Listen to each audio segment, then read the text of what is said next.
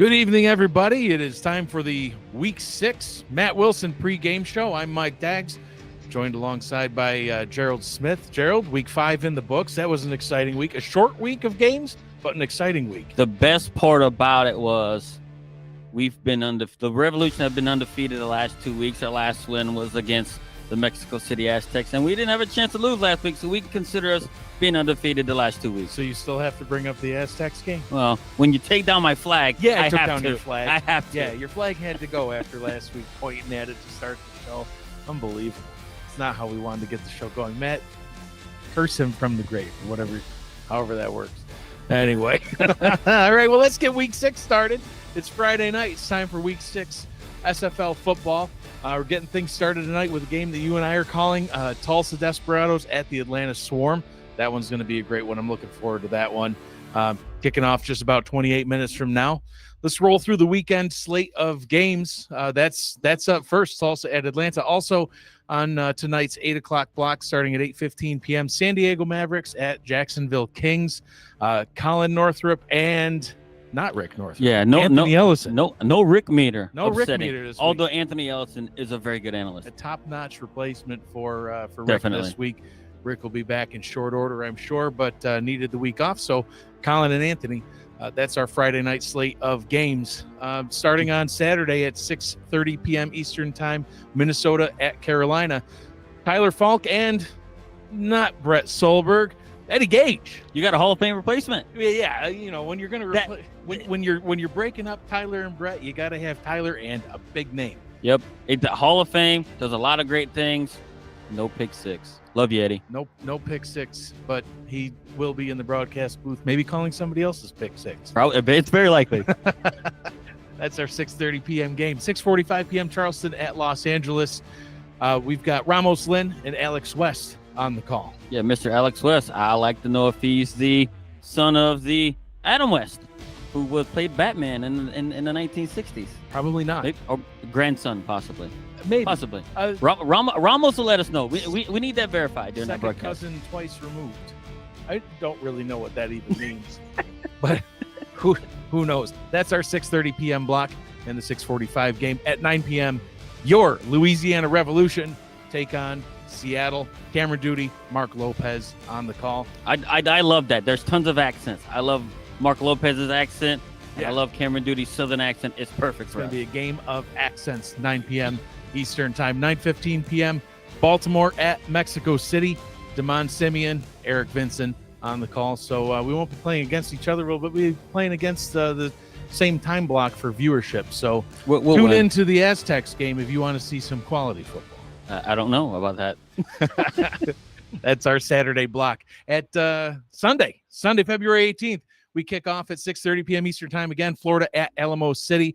Got Andy Hamilton back in the booth. He's been absent from the broadcast booth the past couple weeks. He's back in it. Florida at Alamo City. Andy Hamilton and John Warren on the call. And then at 6:45 p.m., Queen City at Motor City. The Battle of the Cities again. Chris Curtis, Mike O'Neill back in the booth again. We need a visual of Mike O'Neill. I think for the SFL people, he kind of got the handheld mic going for everybody. We need a visual of this guy on a broadcast. I need to see him hold the mic and call a game holding a mic. Once upon a time, we had broadcasters on camera during the game. We need to bring that back. I need to see Mike O'Neill holding a mic like this, calling a game. Matt would never do it, though. He was camera shy, so I would always just be on there by myself, look like I was talking to, like, air. I was there, and then you'd hear Matt, and it's like, where is he? So He's the voice from above. yeah. Sunday, 9 p.m., Denver at Vancouver. Brandon Walters and Chad Stinson on call, another name we haven't heard in a little while.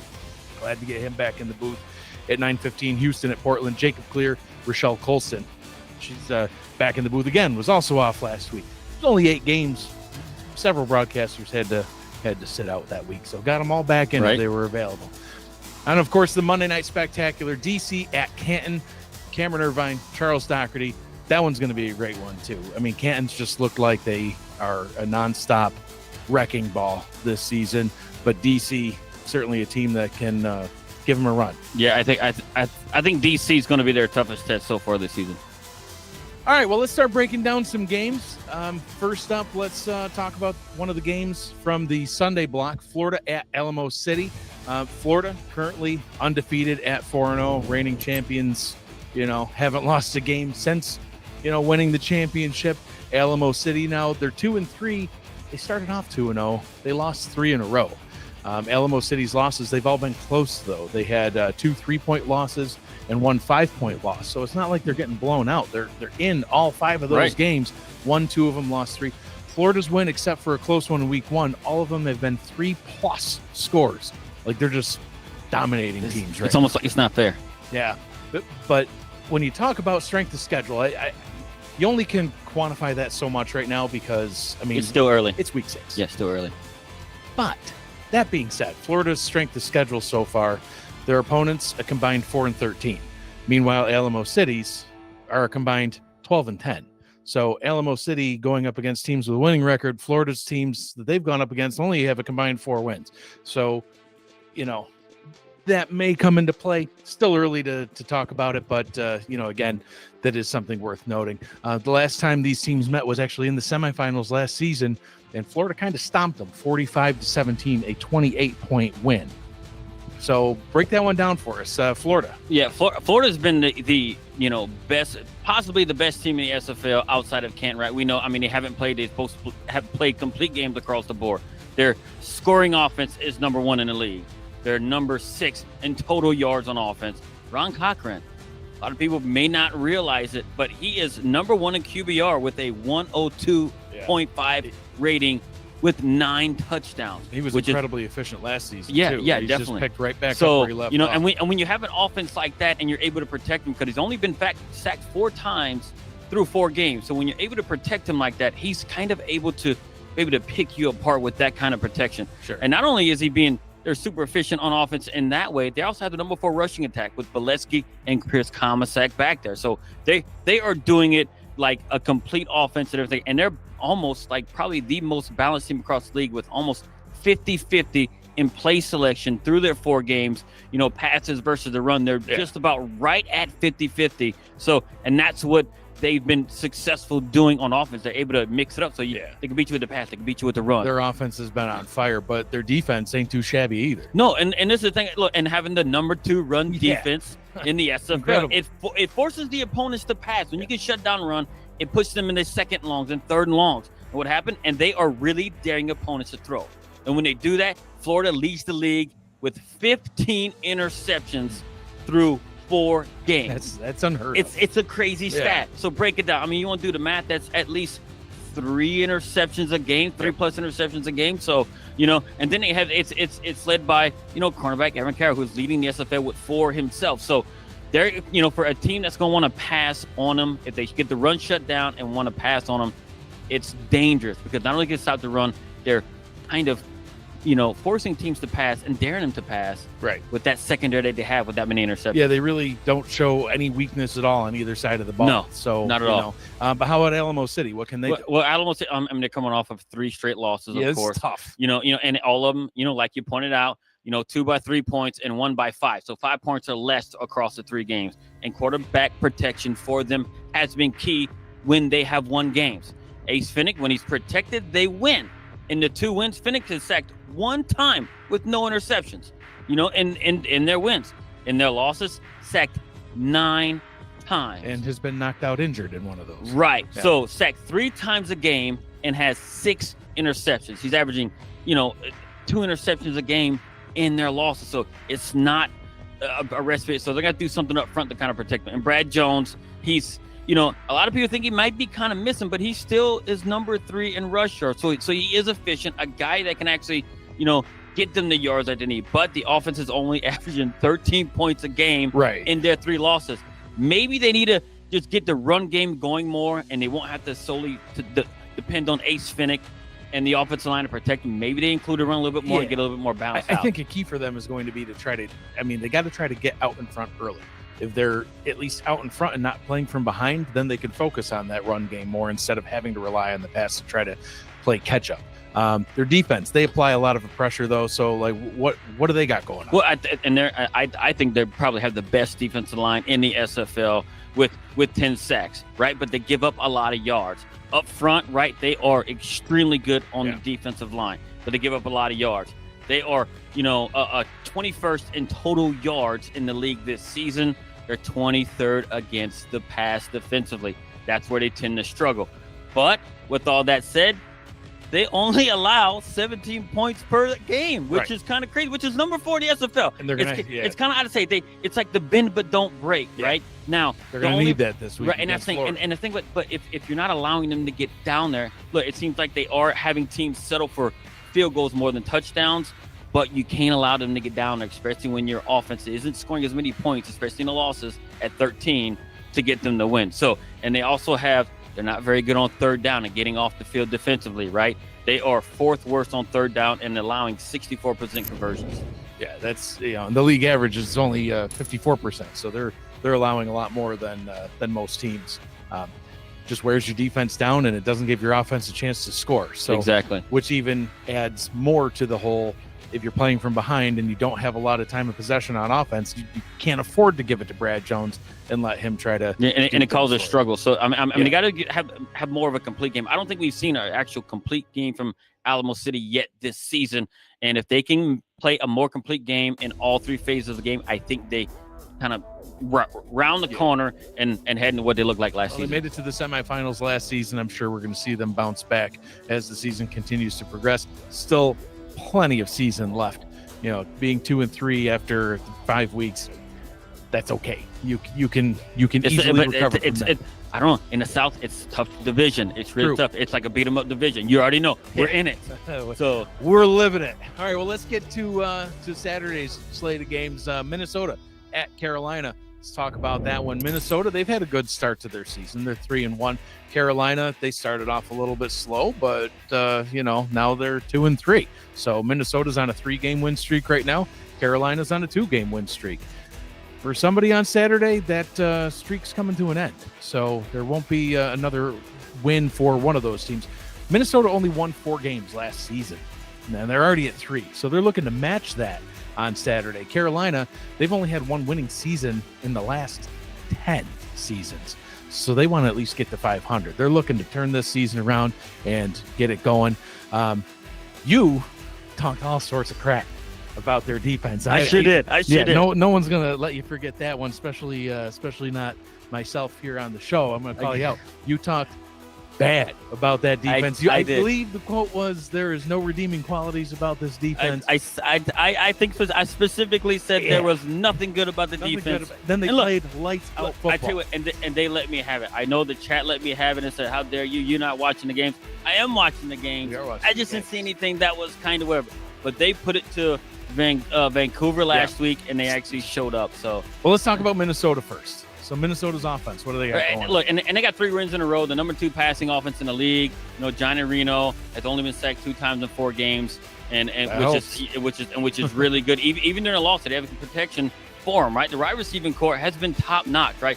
Deezer Powell, we talked about it in a previous game that he just almost like he just was disappearing, like he was fading away this season in Minnesota, especially the last 2 games. He has back-to-back 100-yard games receiving yards in the last 2 games. So he's kind of reemerged as somebody there. And they also got, wide receiver like Jay Taylor, and they also got, T. DeQueen from Seattle. They are all producing, right? But Colin Hart's kind of struggling in the run game. Yeah, he sure. And that's where it kind of falls off for them, but they've actually been able to do it in the passing game. But if they become one-dimensional, Colin Hart is only averaging 2.9 yards, like a carry per game. So it's not good for him. They can become one-dimensional. And if a team gears themselves to shut down their passing attack, what can they do on offense in the run game? Although Colin Hart did have quite a run in overtime to win that game for him last week. He did. Finally broke one away. He'd been struggling throughout the game, but then got it done when it counted. And that'll help the old average too.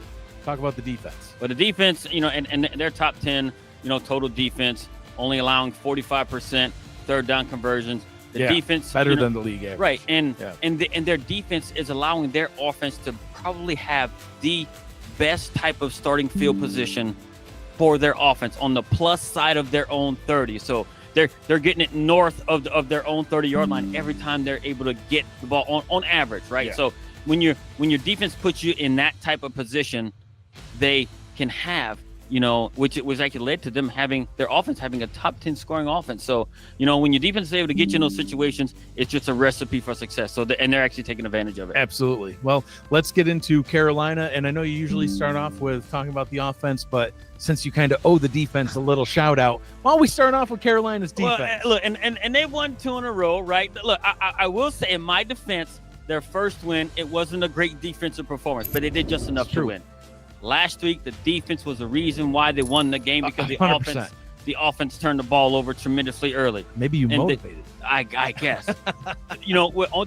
They only allowed 12 points last week after turning the ball over 4 times. Yeah. And most of that was in the when they were on the edge of scoring. So and and they were able to kind of stand up and actually shut down Vancouver's offense, right? They sure did. Yeah, and the last 2 games, the line of scrimmage play for them has been one of the best sides of the defense, having 6 sacks over the last 2 games. So that's where it's coming in, getting pressure on the quarterback and being able to shut down the opposing offense. Yeah, and speaking of offense, let's get into Carolina's offense, much to probably the surprise of, I'm guessing, a lot of people that have maybe watched some of these Carolina games. They got a top 10 offense. And they do. It's crazy. They are number 7 in the pass and number 10 in the rush, which is surprising. A team who has struggled to start at 0-3, and they're starting to have it. They're starting to find themselves, right? Yep. Look, and they just know how to move the ball. But during their losses, right? And surprisingly,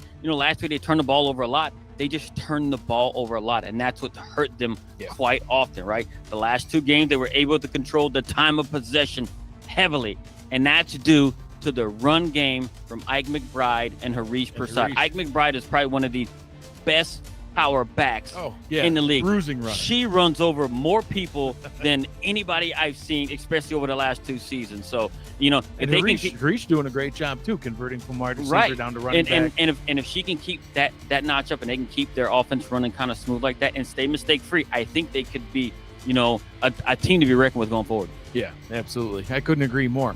So let's get into Friday's games. We've got a couple in this time slot. We got Tulsa at Atlanta, and also San Diego at Jacksonville. So let's talk about San Diego at Jacksonville. Both of those teams are 2-2 right now. San Diego actually lost their first 2 games, but then turned it around. They won the last 2.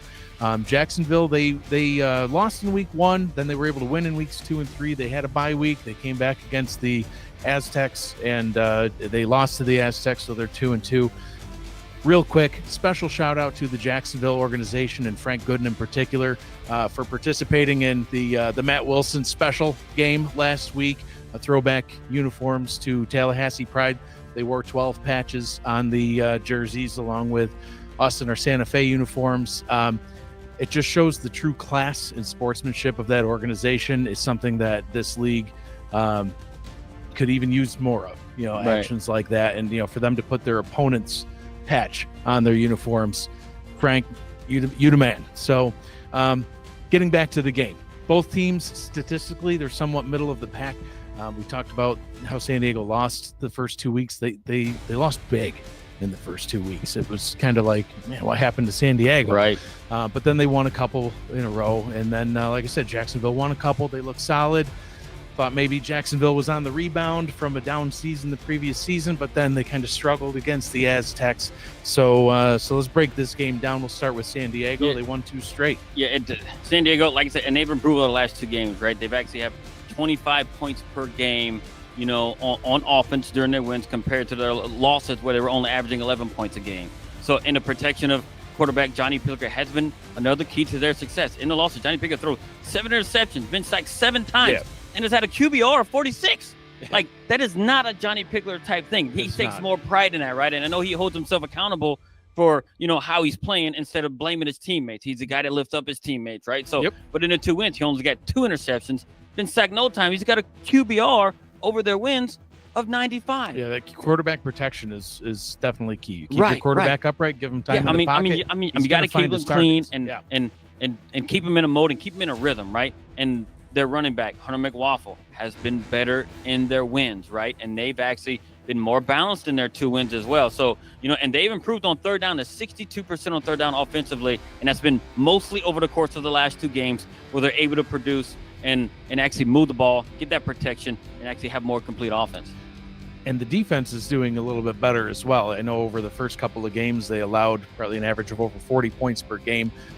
In their wins, they're averaging significantly less, only 15 points per game. And 15, and that just shows you how good they have improved over the last 2 good games, adjustments. Right? Good improvement. And now they are like only number 7 in yards allowed during the season. It's a drastic improvement, right? And they look, and the only downside to them defensively so far, especially over the last game, they need to generate more turnovers to create more opportunities for the offense. Because so far, over the course, they've only had 2 takeaways thus far this season. If they want to take the next step, they're going to have to start forcing some turnovers. Yeah, especially with the picks that have been thrown. You want a positive turnover differential or at least 500. Correct. At least want to get it back as much as you're giving it away. Right.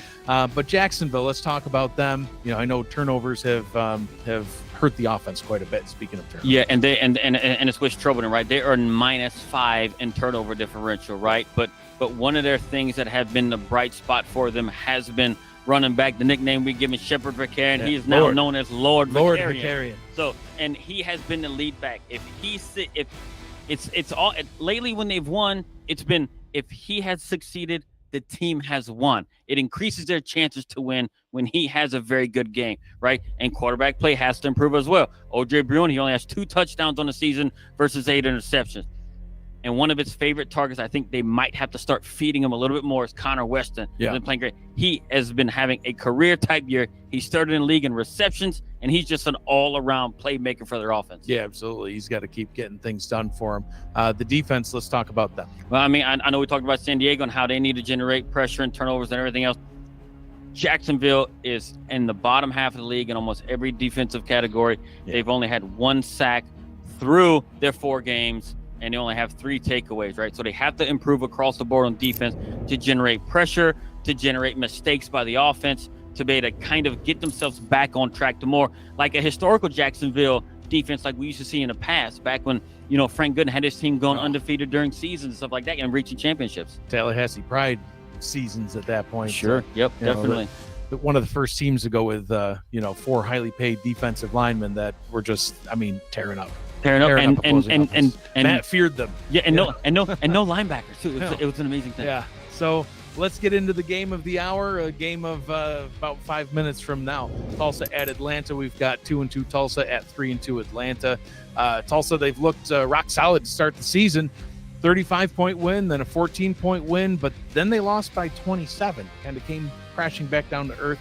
Then they lost again, but this time only by 6. Atlanta, they've been a little bit back and forth on wins and losses. They did win last week by 3 over Queen City, so a narrow victory there. Tulsa, they've got a pretty potent offense, but it lives and dies by Gabriel Manning, like we talked about last week. He wasn't even their leading receiver last week, so surprisingly, seems like maybe the opponent kind of figured them out, and that was kind of a breakdown. Is if you can control Gabriel Manning, maybe you can win the game, and they did. Atlanta, they're scoring points in bunches. They've got a top 3 scoring offense, so let's talk about it. We'll start with Tulsa. Yeah, Tulsa, look, and they have 2 losses in a row. The number 1 passing offense in the league. It's no surprise there the way they throw the ball to Gabriel Manning, and they love to air it out.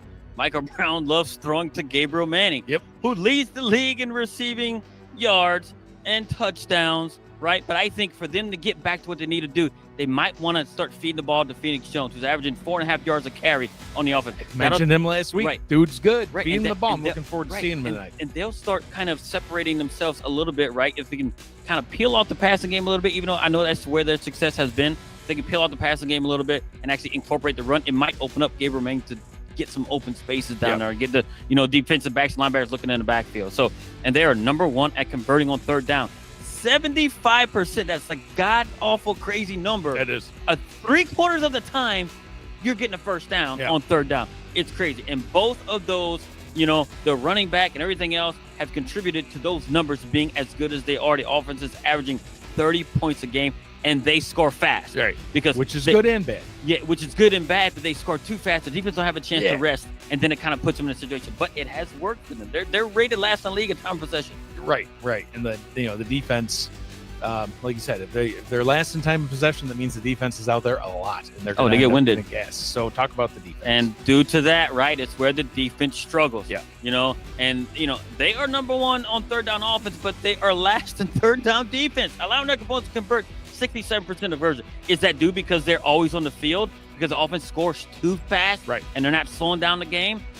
And also they're not getting any sacks. They only have 2 sacks on the season, right? And they're allowing 26 points a game to their opponent. So they kind of need to figure something out. Maybe slow it down, get Phoenix Jones involved to slow the game down, let your defense get a little bit of a breather. It might improve them overall. All right, so let's talk about Atlanta, and the comeback fell short last week. Yeah, and they fell short, right? And it was against San Diego, and they did everything they can, right? But they have been solid, top 5 in points scored and total offense. BDG, and we can just call him one name, BDG. And Jason Williams, lead a number 3 rushing attack in the league, along with an efficient passing offense from, quarterback Bryant Dynasty. They look like a playoff contender right now at this point, even at their 3-2 record offensively.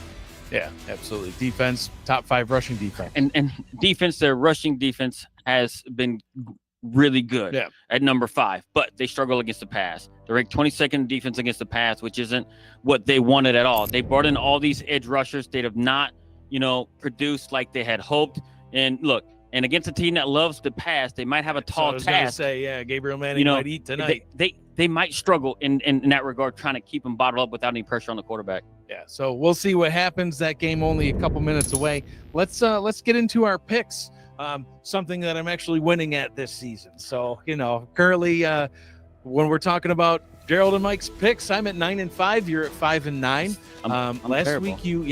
week you picked all 3 home teams. You picked Tulsa, Alamo City, and Queen City. Figure it might even be a safe bet going with the home teams, and they all let you down. Lost all of them. So I picked Tulsa, Alamo City, and Atlanta. So I went with a couple of those home teams. So, out of the 6 picks we made, only one was correct. Only one was correct. Shows what we know. I went up to nothing. Still 9-5. Yeah, no, I'm 5-9. Let's talk about still this the same number. pick. Same thing. We'll go with the games that we broke down in order. Florida at Alamo City. Who do you got? I got Alamo City. I think they're turning around. They are at home. I think they get the home field advantage, and they top Florida. I have to disagree. I think it's going to be Florida. I mean, they're 4-0 for a reason. They're defending champions for a reason. I think they're going to keep getting it done. They're just too good. Minnesota at Carolina. Who do you got? I got Carolina because I disrespected them. If I disrespect them again and pick against them, they might come and find me, and I'm not about it. I'm picking Carolina. And just, guilt by association. I'm also going with Carolina because, wow, that defense was good. Minnesota, good luck. That's a scary defense to go up against now. San Diego at Jacksonville. Who are you going with? 2 in a row, San Diego. I'm jumping on Johnny Pickler's bandwagon. 1-2 in a row. They make it 3 in a row here. All right, well, I call it a newfound respect. Just I owe Frank a shout out. I don't know what you want to call it, but I'm going with Jacksonville. I honestly, all kidding aside, think that they're just going to win the game. They're at home. They're coming off a loss. I think Frank's going to get things turned around, figured out. They're going to rebound. They're going to get the win. So that's it for us on the Week 6 Matt Wilson pre-game show. I'm Mike. He's Gerald. We'll be in the booth in just about a minute's time. We'll get the game started. Looking forward to it. Don't go anywhere. We'll get started right after this.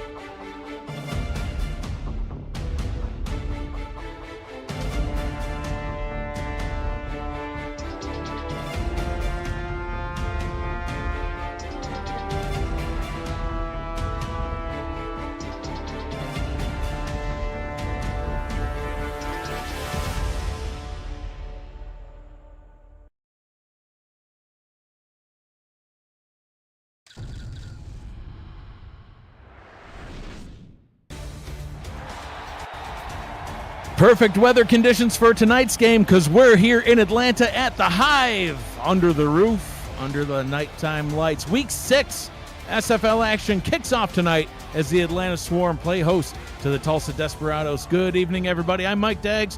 Alongside me in the booth is Gerald Smith. With us tracking stats, Damon Simeon, DJ Woods. You're watching the Simulation Football League presented by APM Music. Gerald, how you doing tonight?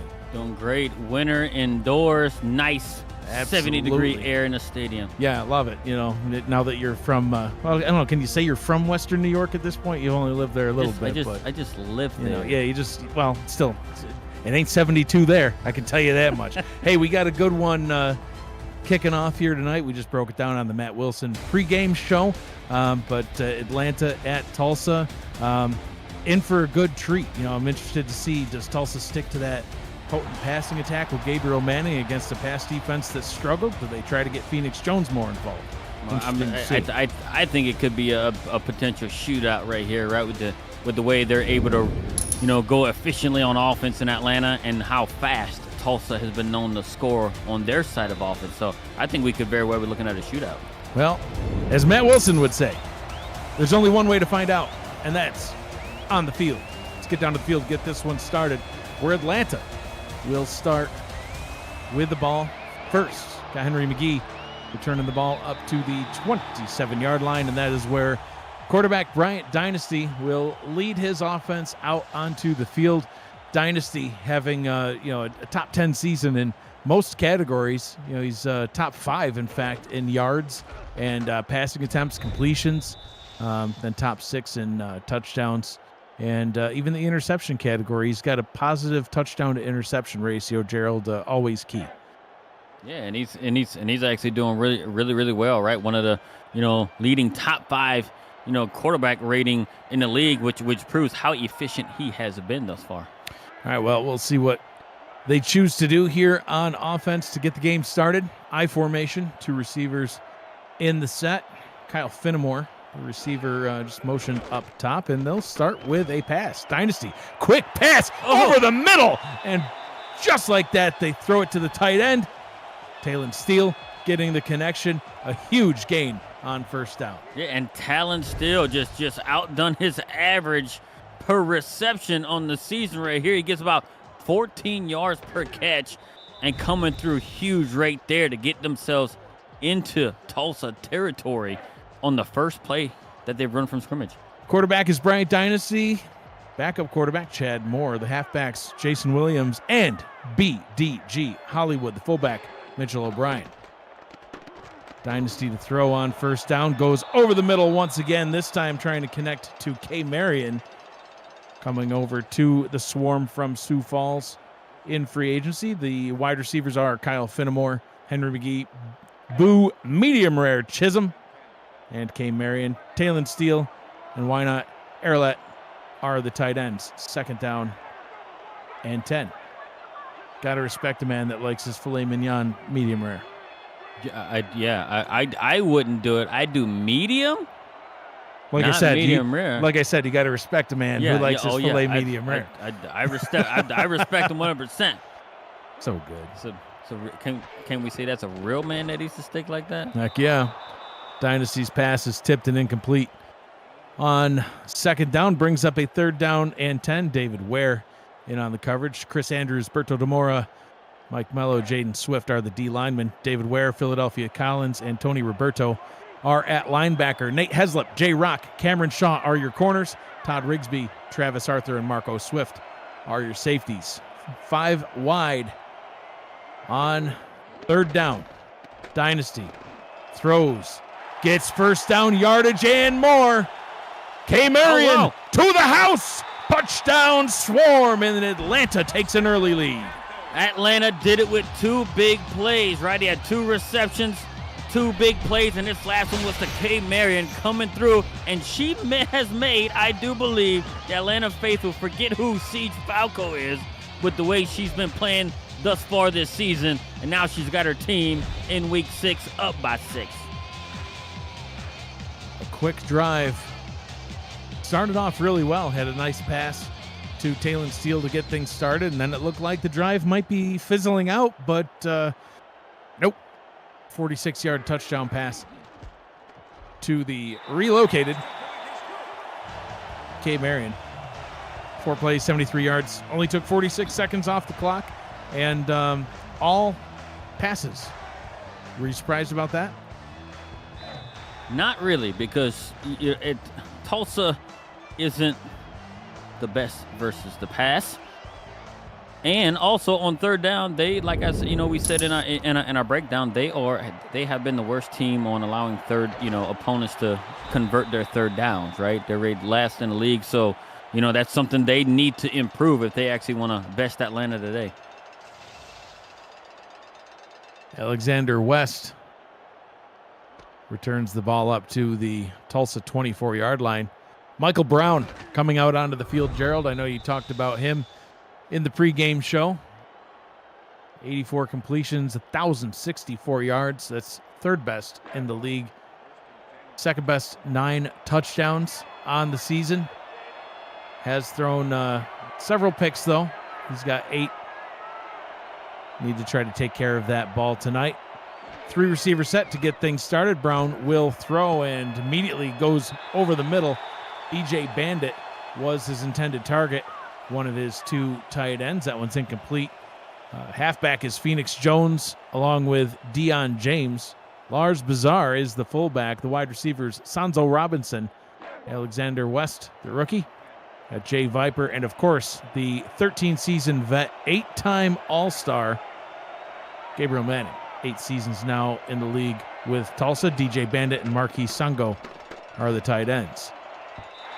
Second down pass is also incomplete. Was trying to connect with Gabriel Manning. Gerald couldn't do it. Yeah, and here it is on third down, right where they excel more than any other team in the league, converting 3/4 of their tries. So we're gonna see how they're gonna come out on third down, right here. And that's the thing. I would have liked to see them do something a little bit different, but they, as so far through the first 2 plays, they're actually staying true to who they are, just chunking it downfield. Brown to throw again. All passes in this game so far. That time it's also incomplete. Tried to get it to Jay Viper. So 3 different targets, 3 different incompletions, and a really quick 3 and out. We'll see the punter on the field to kick this one back to Atlanta. Hitachi Yuki on to punt for Tulsa.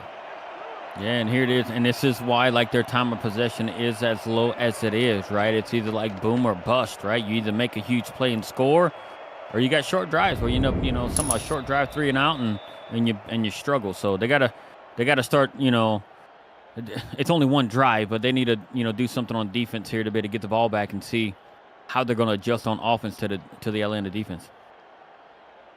7 offensive plays so far in this game, all passes. We'll see if Atlanta sticks to that, or maybe they want to get someone involved in the running game. Goes by some initials. Yeah, BDG. Yeah. Or, we'll just give it to Jason Williams because he can scamper off for 11 just like that. Why not? Jason Williams with the carry on first down brings him another first down.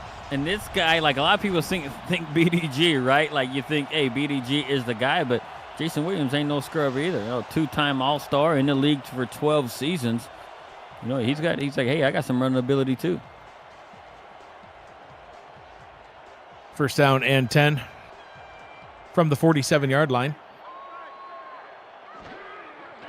Dynasty to throw. His 5th pass of the game is picked off. I think he's gone. And going to the house. Nate Heslip to the 20. 10-5 touchdown Desperados. And they put 6 points on the board. And just when we're talking about the defense has got to step up, what do? They step up. Nate Heslip steps right in front of a pass and actually takes it in for 6.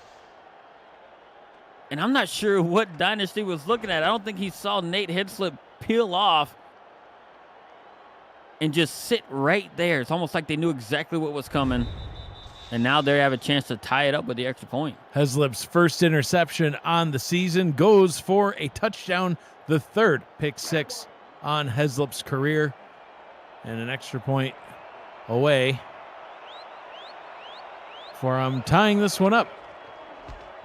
Extra point is up and good. 7 apiece here still early on in the first quarter. If you are new to the Simulation Football League, Welcome. The SFL is football for everyone. Get off the sideline and start your player today by joining our Discord server at simulationfl.net. Click the Join the Community button and begin your career, or just to meet the stars of the SFL on and off the field. It's never too late to get involved. Broke through one tackler, but brought down at the 29-yard line. So Bryant Dynasty now 2 of 5 on the game so far, and just got off throwing a costly pick 6. Yeah, it's still early on in the game, but only one run to Jason Williams, BDG Hollywood still with 0 touches. Yeah, if you think about it, Dynasty threw 2 passes. One was a touchdown of the completion variety to his own teammates, and he threw another one that was the incompletion variety, complete to the defense for a touchdown as well. But doesn't quite count the same. It doesn't.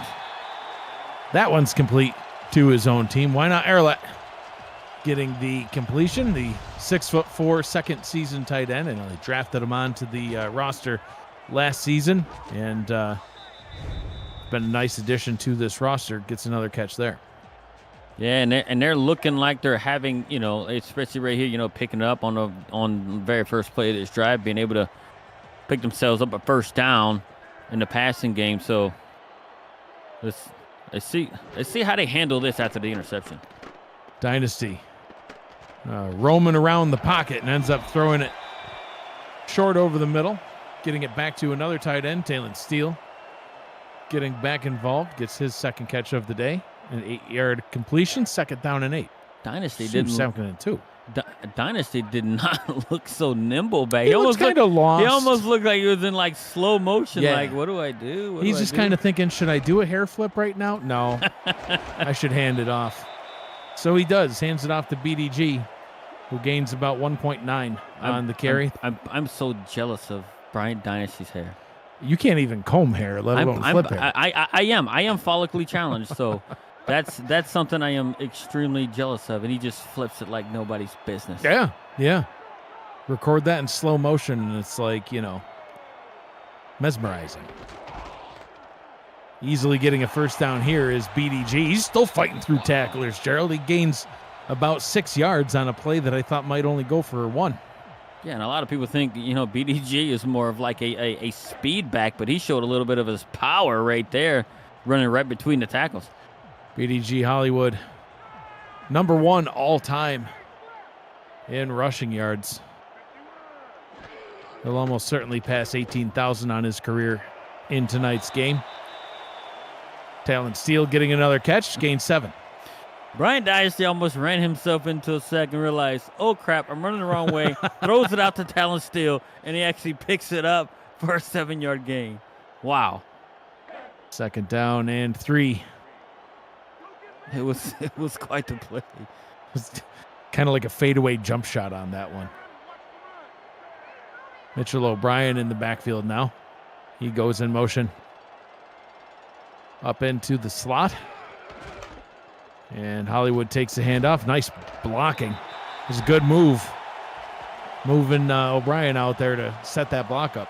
Yeah, no, you set the block up, and did you see like their offensive line just dominated up front, right? Yeah. They were pushing their opponents back on that play right there. So, and they're controlling the line of scrimmage thus far. 1st down and 10 from the 32.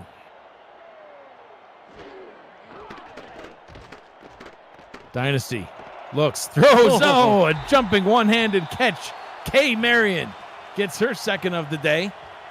Maybe your 3rd catch of the day already. And that one, a thing of beauty. Yeah, Kay Marion said, I don't only catch touchdowns, I catch balls, and I make it look really, really good right here. One hand in it right over the middle, showing no sign of being nervous about going over the middle. That's why, like, my player is a safety. I don't want a wide receiver. I don't want him to get just bone-crushing hits and just get crippled or something like that. 1st down and 10 inside the red zone. This pitch going up to Jason Williams. Oh, met after a short gain and brought down. 2nd down and 7. These Atlanta uniforms is something unique. I here. like them. Yeah. Like the way they got like the honeycomb down the honeycomb side. hive down the side is a stripe, and Yep. Yep. It's nice. I like it. Oh, that pass complete. Kyle Finnemore setting Atlanta up with a 1st and goal. And I believe they got themselves down to the 1 or 2 yard line right here on this play too. And it's going to be, Jason Williams and BDG time right there. Yeah, I think he got right down to the 1. And Atlanta's just looking really good. I mean, that interception did not phase them at all in their play calling and everything else like that. And, Dynasty, he's doing he's 7 of 10. 70% completions for those doing the maths. This one goes to Hollywood, spitting. Oh, can't quite get there. Great stop by the Tulsa defense. 2nd and goal. Yeah, BDG kind of spun off one tackle, and David Ware, the 6-year linebacker, was right there to meet him right as he come out of his spin to knock him down, keep him from the end zone. 2 receivers lined up to the bottom. We'll go back down to the run game. Jason Williams jumps over the goal line. Touchdown, Swarm. He did it for a little bit of flair. He didn't need to because the blocking was so good right there up front. But they've made it look easy on both drives that they had that they've scored touchdowns, right? They made that one mistake, and Tulsa was able to take it back for 6. But they look like they are in really, really good form right now offensively. Dynasty 7 of 10. 126 yards and a touchdown pass. Jason Williams and BDG Hollywood combined for about 30 yards. Combined average is somewhere in the 4 neighborhood. Williams averaging about 5 yards a carry. Hollywood about 3.5. Williams saying hello. Hi, Jason. 4 minutes to go here in the 1st quarter. The Atlanta Swarm up 14-7 over Tulsa.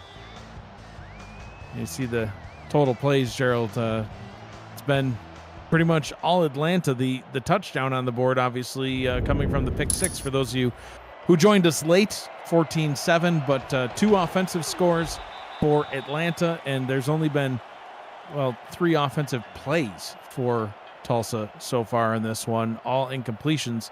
We'll see the offense come back out for only the 2nd time in this game. I see Siege Falco showing up late, and maybe that's why he took the season off. He's been battling kidney stones, I see in the chat. That's not good. But, yeah, and I was here saying earlier when Cade Marion scored a touchdown, yeah. they didn't miss you, Siege. Yep, throwing shade yet again. How'd that work out for you last week? We'll see how it plays out this week. All right, Michael Brown hands the ball off. That one goes to Phoenix Jones, who gains 2 on his first carry of the ball game. Phoenix Jones, 9 seasons in the league. This is his first season with the Tulsa Desperados. 2-time All-Star, Offensive Player of the Year back in season 17. Also the last All-Star appearance that he had. And they send him back to the bench. Brown to throw. Oh, no, he was in the passing formation that time, Gerald. So that pass is incomplete.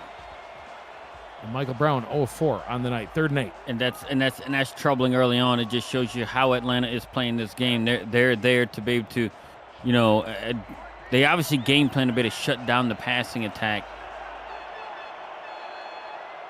4 receiver set on 3rd and 8. Brown to throw. Attempt number 5. 5th time's the charm. Completes this one to Jones. But that one goes. They'll spot it back at the line, Gerald. It actually looked like it was a small loss there, 4th down and 8. So his first completion, but it goes for -1 according to the stats booth. And it's 2 straight 3-and-outs with the total of 2 yards of offense through 2 drives. Well, one yard of offense now, because that was a loss. Yeah.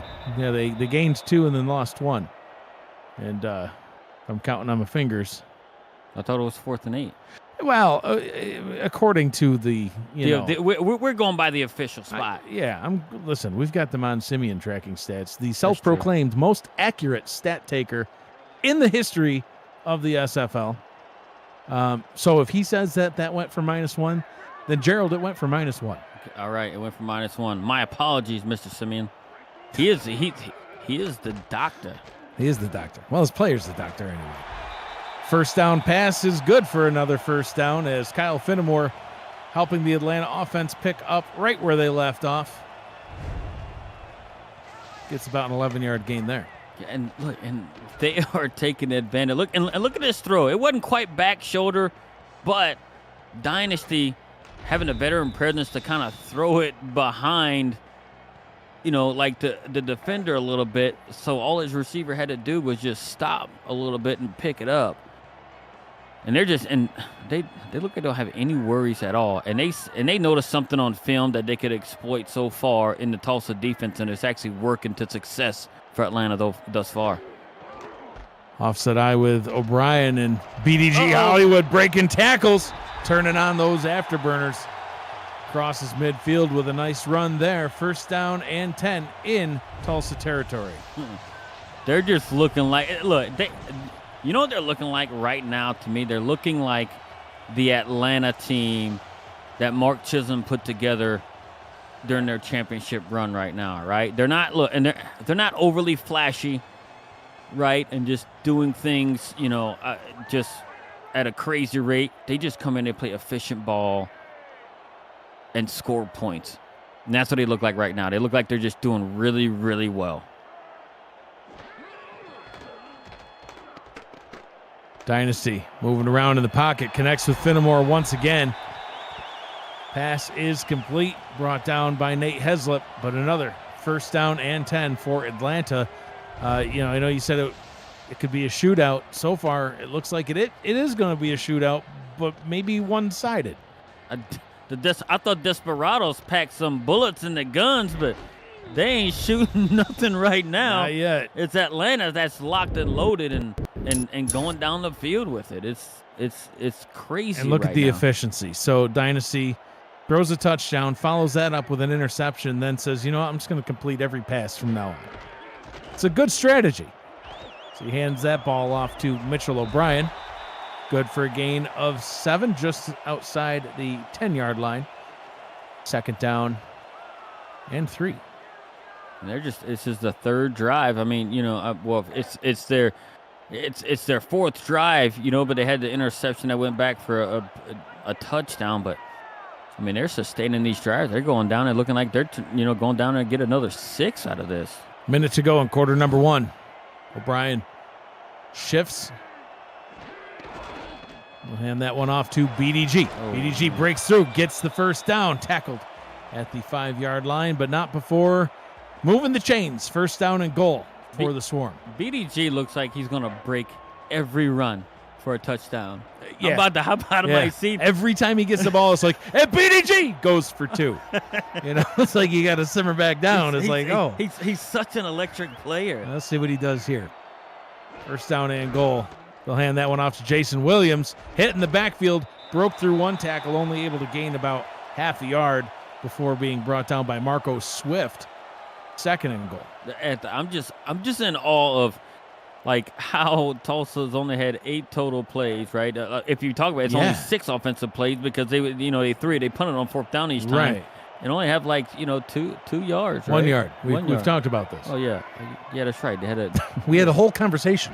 We sure did. Ron Haynes even confirmed it for us. Oh, there he goes. BDG Hollywood into the end zone. Touchdown Swarm.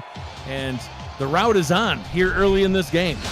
It's not looking good. BDG and that offensive line, the big gaping hole they opened up for him to just kind of sliver through and get in there. And now it's 2 touchdowns. Now what could it have been if Tulsa didn't pick the ball off right there? It could have been 4 straight drives for a touchdown to score. I mean, Tulsa they're going to have a conversation with their defensive coordinator and their defensive setup because what they're doing is not working just only through the first quarter of this game. 8 plays to 22, and you see the average yards per play.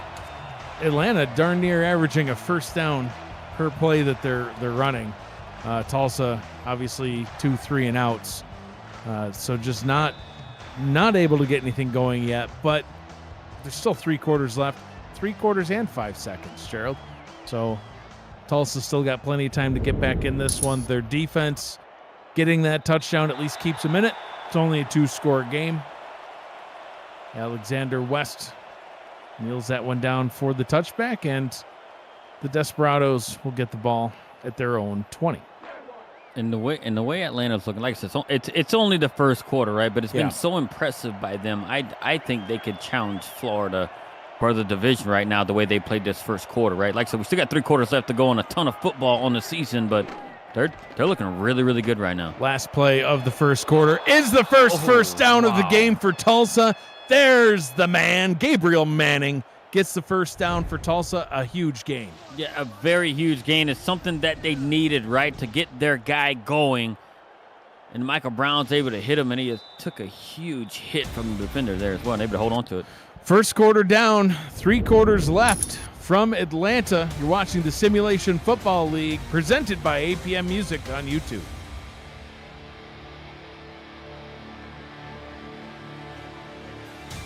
I'm Mike Deggs. He is Gerald Smith. Got Damon Zimmy and DJ Woods, and even a wild Ron Haynes has appeared on stats tonight. He's everywhere. He's like American Express. He's everywhere you want to be. Remember those commercials from back in the day? Do. It's everywhere. I think it was American Express. Who cares? Phoenix Jones gets the ball to start the second quarter. Loses the 2 yards he had gained in the first quarter, back to 0, second down and 12. I'd love to see them get this run game going. Down 2 scores, but it's not time to abandon your playbook. Run the ball. They got to do something on the ground to offset like what they're not having success in the past, because Atlanta's looking for the pass on every play. Brown looking for the pass on this one. Double coverage, and that one's incomplete. I thought he had it. Tried to get it to the tight end, DJ Bandit, and let's roll through the Atlanta defense. I haven't been able to do it yet. Leo Jefferson and Joshua Williams are on the defensive line. A plethora of linebackers: Shawn Allen, William Patterson, Chris Porter, Aquana Shine, there's a legend, and Billy Ray Valentine. The secondary: Bentley Bonner, Nathan Barnett, Jay Miraculous, Moose Papineau, Grant Hardaway, Jeff Spicoli, and Chris Henry. Third down and 12. I'd be looking for Manning here. Brown has time. Pressure coming. Pocket was collapsing. Gets it to Manning. Gets the first down. That was a good catch. That's why he leads the league in yards, because you just throw it in coverage, makes the tough catch. And if they're going to get themselves back in the game, they're going to need throws like that and even better catches like that to get themselves back in this game. 48 yards passing now for Michael Brown, all of which have gone to Gabriel Manning. Would you expect it to go to anybody else? Because he's killing it on the season. First down and 10. Finally getting some offensive production at the Atlanta 33-yard line. Brown rolls out right, throws right, wide open, gets it to a different target this time. And Lars Bazar, why not hashtag throw it to the fullback? Yeah, why not? He's taking a page from our book. We throw to the fullback a lot on our end and in Louisiana, but Lars Bazar just rumbling out there, jumping up for the ball and bringing down the catch. He said, if Gabriel Manning can do it, why can't I? Yeah, he's got soft hands for a fullback. They're not known for catching, but hey, if that not works. Usually. That's why he was wide open. They're like, not throwing it to him. They're usually just known as like a blunt force instrument. Like, hey, you there, go just smash into that guy and make sure he doesn't tackle the running back. Brown to throw. Throwing. End zone. One-handed catch. Touchdown. Desperados. Gabriel Manning gets him right back into the game. Right, and look what they did. They scored on it so fast, right? Just throwing down the field, getting Gabriel Manning involved. He had 3 receptions on this drive alone. And this one here is the third and caps it off with a touchdown to bring his team, pending the extra point, within a score. I'm going to call that one the nice hands catch, Gerald. Why am I giving him credit for that one? Well, a jumping one-handed catch in the end zone to get your team back within a 1-score game. That earns it for you. That's the nice hands catch, brought to you by Retroid. Put a Retroid handheld in your hands and play the only video game with your player in it, SFL 4K 23. A 6-play, 79-yard drive. Took just under 2 minutes off the clock. Gerald, the first couple of drives stalled out, 3 and outs. That one, that looked good. It did look good. It looked like the Tulsa that we've seen when they've been winning the games and putting up points, and Gabriel Manning's been just single-handedly beating the entire defense. So it seems like, hey, look, they tried maybe to do something a little bit different early on. Not really. They were still throwing the ball. But, hey, just force it to Gabe Manning and, trusting Gabe to bring the balls down, and he got his team within a score. McGee returning that one once again for the Swarm. They'll start off at their own 27-yard line. It could be a shootout. We have 35 points in just over a quarter of football. It's a lot of points. Over under in this one, 54.5. So well on our way to that one. Dynasty 9-12. Got 156 yards and a touchdown. Did throw a pick six, but it hasn't terribly hurt them yet. Speaking of terribly hurt, that one looked like it terribly hurt. Tony Roberto gets the hit. He spun BDG clean around. He was trying to take his head off, right? Tony Roberto, he's a former, defensive player in the old St. Louis Gladiator days. London Knight, too. Way back when. Where you got your coaching start. BDG rolls over Cameron Shaw. Gets a gain of 5. 3rd down and 3. The team stats still so far going pretty much Atlanta's way, Gerald, as you look at the totals there. No rushing yards yet for the Desperados. It's kind of hard to believe there's only 7 points that separate these teams. Yeah. With that statistical analysis there. On 3rd down and 3, Jason Williams gets stopped and hurt. Oh, no. Jason Williams down on the field. He is not moving. Philadelphia Collins laid one hell of a hit on Jason Williams. If we get a replay here, you might be able to see on second monitor, he knocked the crap out of him. Maybe one Philadelphia Collins. Who was that? 49. Travis Arthur. Good. Yeah, Travis Arthur. And it dove right up into the top. So we'll have to see if we can get an update on him or if Williams comes back in the game. They do still, of course, have BDG Hollywood, but probably the more important note, other than, of course, Jason Williams' health, is that the Tulsa defense not only got a pick six, Gerald, but now they also forced Atlanta to punt. And even though the whole first quarter looked like it was all Atlanta, and I even said the route is on, they're going to make me eat my words. They have a chance to tie the game back up on this drive. Yeah, look, and they actually got the like I said, a stop, and they got the ball back, and we're going to see how they're going to react, right? Because look, if they are able to sustain this drive and go down and get points, I mean, could we say the momentum has changed here? We'll find out. Brown, crushed. and he's hurt. What is going on? Billy Ray Valentine knocks Michael Brown down. One good injury deserves another? I wasn't going to go there. Oh, my God. Brown on his feet. He's walking to the sideline. Loss of 5 on that sack.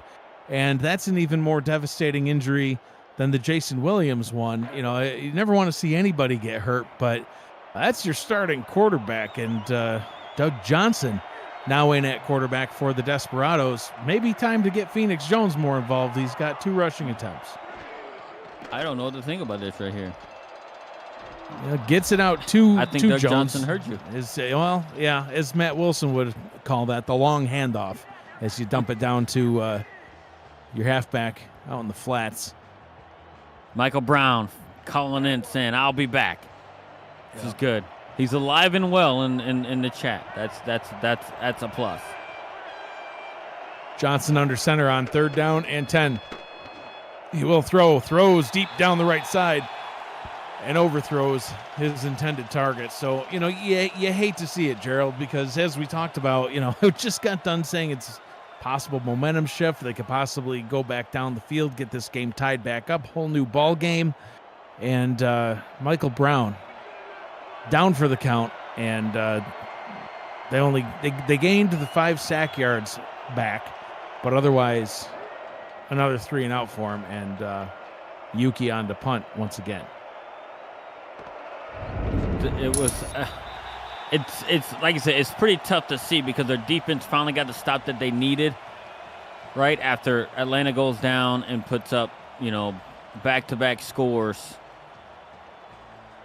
Driving down convincingly, their defense steps up and actually gets a stop and a punt that they needed, and then on the very next offensive play for Tulsa, they get their quarterback sacked and injured. So let's hope he comes back in there just so we can have, everybody have their quality guys out there, even Jason Williams. So BDG Hollywood's going to get the carry, and he rumbles forward for a gain of 9. It's funny. You mentioned how, he looks like he's going to score every time he touches the ball. That was no exception right there. I saw him just get the ball and take off, and I thought, oh, here he goes. But still gains 9. Second down and 1. And this one going to the somewhat slower Skip Hicks. The backup halfback gets the carry. Skip Hicks coming in there and says, you know what, Jason, you're out. Get you those orange slices and pickle juice to get yourself back hydrated in the game. We're going to talk about pickle juice again already? I like. By the way, I like my Wickles. I ran out of Wickles. You should have let me know. I should have said something. I could have brought some in the booth. BDG. Again. Okay. Once again, gains not only 9, but 9.9. Second down and inches. And he actually, that was another one. He just looks like he's about to run, for 50-plus yards for a touchdown right there. They've been doing it in the run game, Atlanta, and in the pass game, right? They've been so well-balanced this game in doing it, right? Because and Tulsa is not – I don't think Tulsa knows what's going to come. Hey, is this a run? Yeah, they're in a running formation, but they can still pass out because they've been so successful in the run and the pass thus far in the game. Oh, and hit behind the line and brought down. Hicks couldn't get there. Third down and 2. And see, this is part of the problem when you have, a 2 running back system. If you do lose that second running back, but you still want to stick to trying to split the load, you're going to get somebody in there that hasn't had a lot of playing time, and it can make it more difficult. But BDG on third down, hit behind the line, gets the first down, and more. Fresh set of downs for the Swarm. And the way he was patient and navigated that right there just shows why he's a Hall of Famer and is actually the all-time leading rusher there. He just kind of gets off the edge, runs over his own offensive lineman, and is able to just kind of follow his blocker, be a little bit patient, and just find the way to get the first down. Are you liking the game so far? Smash that like button and subscribe to the channel if you haven't already. The SFL produces over 400 events a year. There's no one else that gives you more football. Don't miss a minute of SFL or SFLM action and help the channel grow through your support. Gerald is the only show in town where you got football on here in the second half of February and beyond. Yeah, summer, spring, whatever you want. We COVID. got it. Don't COVID. matter. Nothing stops We got national exposure, local news on COVID. Darn right. And Tulsa, Chicago, it don't matter. We were the only thing still working. That's it. Haven't skipped a beat. Second down and 8 from the 26.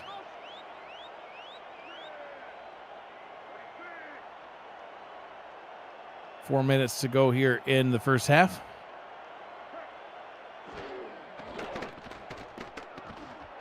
Oh, throws another pick, one? and that one could also go spin. He's gone. Second pick 6 of the ball game. It's the only reason that Tulsa's even still in this one, and we are an extra point away from a tie. Hey, if your starting quarterback goes down, just have the defense score. Nate Heslip has more touchdowns this game than his own offense has. It wasn't the best of throw from Bryant Dynasty right here. I think he was afraid of the pressure in his face and made a bad throw, just got rid of it. Nate Heslip was right there, ready to pick it off and put a spin move on him. And then pending the extra point, this game might be tied. Is the momentum shifting? The defense has stepped up the last 2 drives. Unbelievable. Unbelievable. Tried to hit Kyle Finnemore. And outstanding blanket coverage by Nate Heslip. 13-season vet, all of which has been here with the Tulsa Desperados franchise. the two-time All-Star. He's looking to become a three-time All-Star, Gerald. I think he had, 3 pick sixes on his career coming into the game. No, he had 2. That was his third and now his fourth. So out of his 13-season career, he had 2 pick sixes. He got 2 tonight. Yeah, it's unreal. Look, and I would give the assist right there to Philadelphia Collins, right, for coming right off the edge and from the outside linebacker spot and actually, forcing Dynasty to get rid of that ball early and throw it in a spot where he did. I know he didn't. He knew where he wanted to go with the ball. He just panicked, seemed like a little bit, and Nate Heslett had such good coverage. He just broke on the ball. Dynasty, top 10 in the league in the fewest interceptions this season. He has 5 interceptions thrown through 5 games and has thrown not only 2 interceptions in tonight's game, Gerald, but both have gone to the house. Look at the team stats. This does not look like a 21-21 ball game if you're looking at the stats. The defense of Tulsa's now, they forced 2 turnovers this game, and they both resulted into touchdowns. Get back down to the running game. BDG using that patented spin move and doing what he seems to have done a few times this game, Gerald. Gains 9. Yeah, look, and maybe that's what they need to do. Kind of, sort of, Atlanta slow the game down because they're not doing anything overly wrong. They had a couple of bad decisions, from Bryant Dynasty in the passing game, but I mean their run game has been really, really good. 2nd down and 1.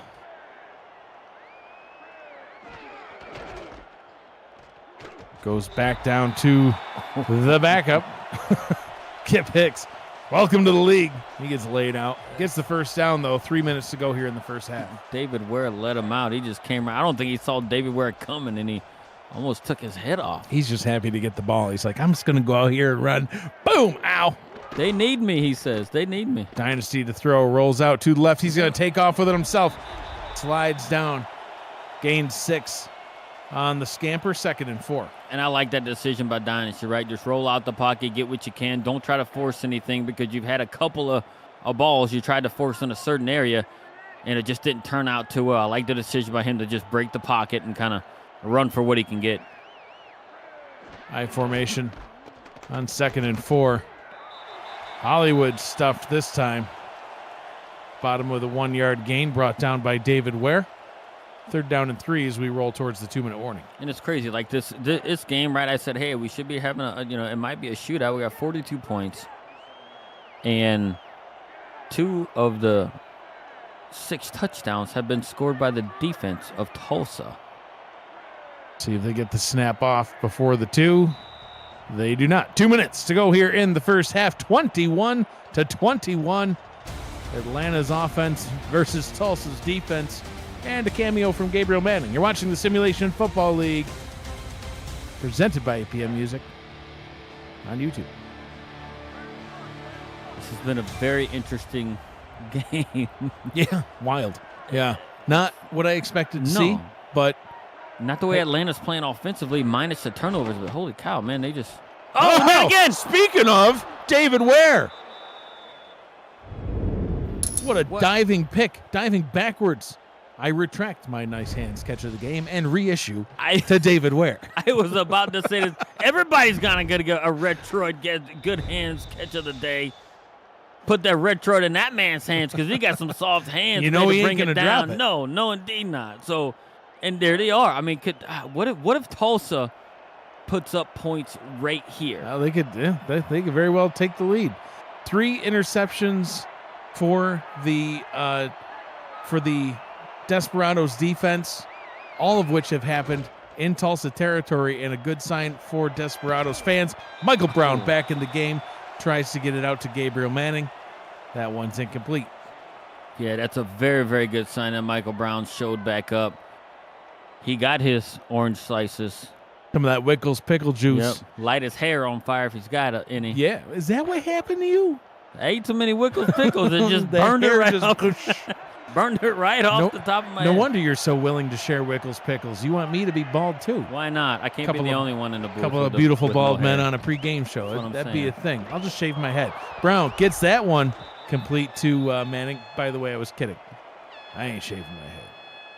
2-minute drill. Yeah, and they could very well not only could they very well score here, Gerald, they are going to get the ball to start the second half. So they have an opportunity where they could go down the field, get a touchdown, leave no time for Atlanta, and get the ball back.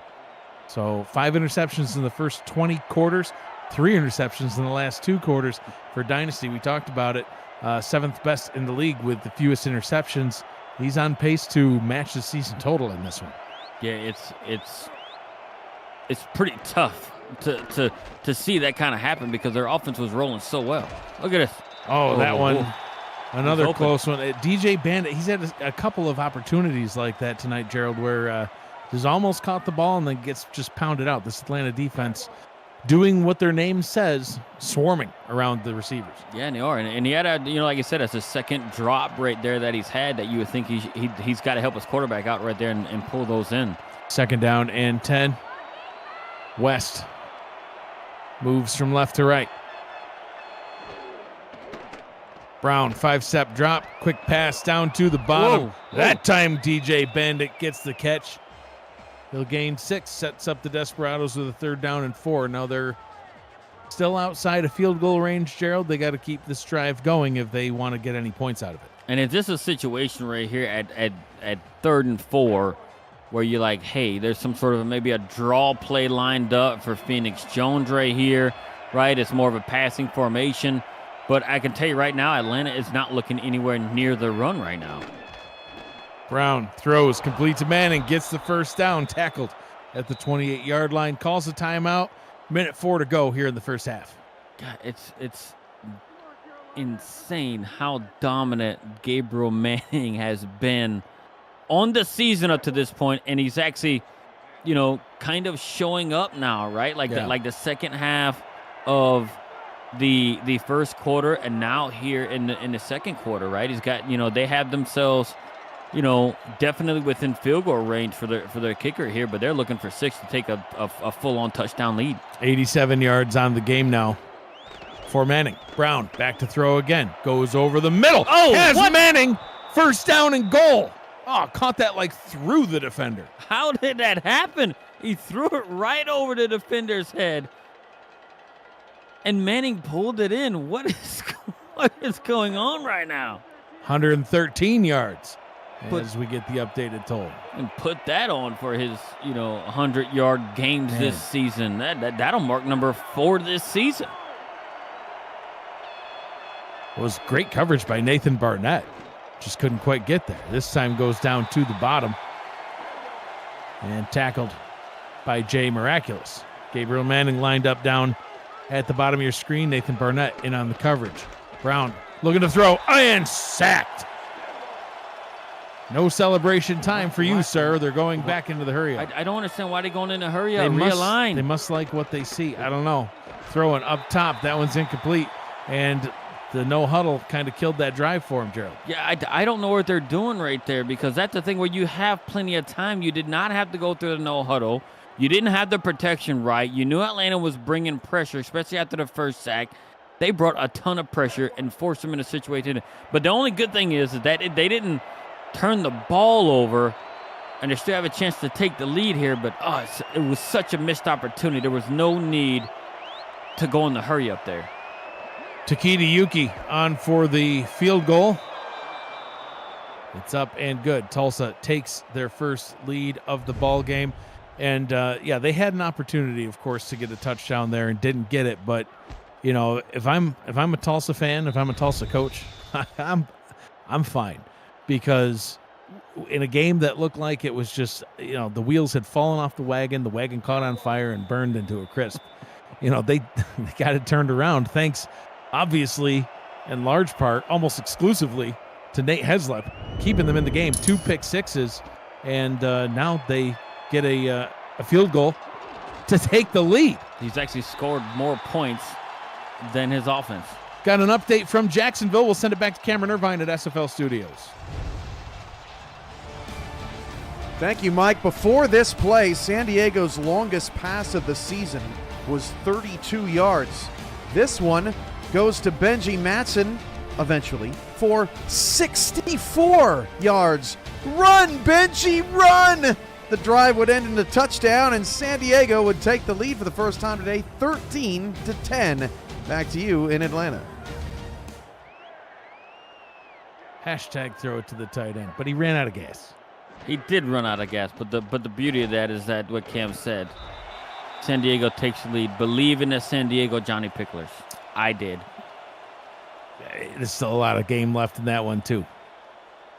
Kings will win it. I could just imagine Mike O'Neill watching that game as a coach with the mic in his hand, yelling into, "Let's go, boys!" Yeah, it's not even plugged into anything. Nope. He's not talking to anybody, but he's got that mic. He's yelling in it with a passion. Speaking of passion, BDG Hollywood staying on his feet, spinning past defenders, but it's going to bring the first half of action to a close. Gerald, probably one of the most bizarre games that I think we have called yet this season. At the end of the first quarter, if you had told me that the Tulsa Desperados would be winning at halftime, I would have said, you've lost your mind. But alas, 24-21, the Desperados out in front of the Swarm. Your thoughts on the first half? Everything it looked like we thought it was going to be, it ended up just flipping around and going someplace completely opposite. Atlanta has had the yardage on offense, right, to actually be way ahead. But the 3 turnovers that they have has amounted to 17 points for the Desperado team solely. So 2 off of pick sixes and 1 off of the last interception that actually got them the field goal to take the lead right before half. So it's going to be an interesting second half. And maybe if Atlanta can clean up, like the interceptions and get themselves in a better situation to not throw interceptions here and maybe feel a little bit of a BDG a little bit more, I think they might be able to take control of the game back. But Tulsa has momentum, and they now have the confidence that they can go and best at Atlanta in the second half. And one way will be the running game, and it's not going to be with Jason Williams. Broken ankle, and he is out. Who needs ankles? Well, running backs do. You just fuse it together. He'll look a little hobbled, but he's got it in him. Like Ronnie Lott, just cut it off. Cut it off and hit just the nub. Run along on a little stub. I mean, he can put the stub in a shoe, right? I guess. Little tape. Yes, indeedy. Come on, Williams. Put some tape on it. Yeah, you got Get the cortisone shot. What are you talking about? I'm Mike Daggs. He's Gerald Smith. We've got the most accurate stats man in the SFL. Damon Simeon. DJ Woods also with us. And Ron Haynes still lurking. I think he's just making sure that Damon doesn't spill potato chips or something in the stats truck. Or spill Mountain Dew in the truck. It happens in the booth sometimes. -5 rushing yards for the Desperados in the first half. They got to get Phoenix Jones going if they're going to keep this current lead alive. Can't rely only on Manning. So Jones, he takes a handoff and takes a cold shoulder. Aquana Shine, speaking of Hall of Famers, the 16-season vet lays him out. Grandpa come off the couch and making hits. So there you go. Listen, man, at the next convention, when Shine walks up to you and says, "Who you calling Grandpa?" I'm leaving.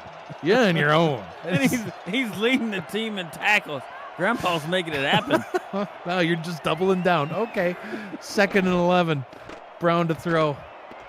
Pocket kind of collapsing around him. Deep pass down the left side, and it's incomplete, but a flag on the play. If this is defensive PI, it's a big penalty. Oh, wow. It is. I don't know.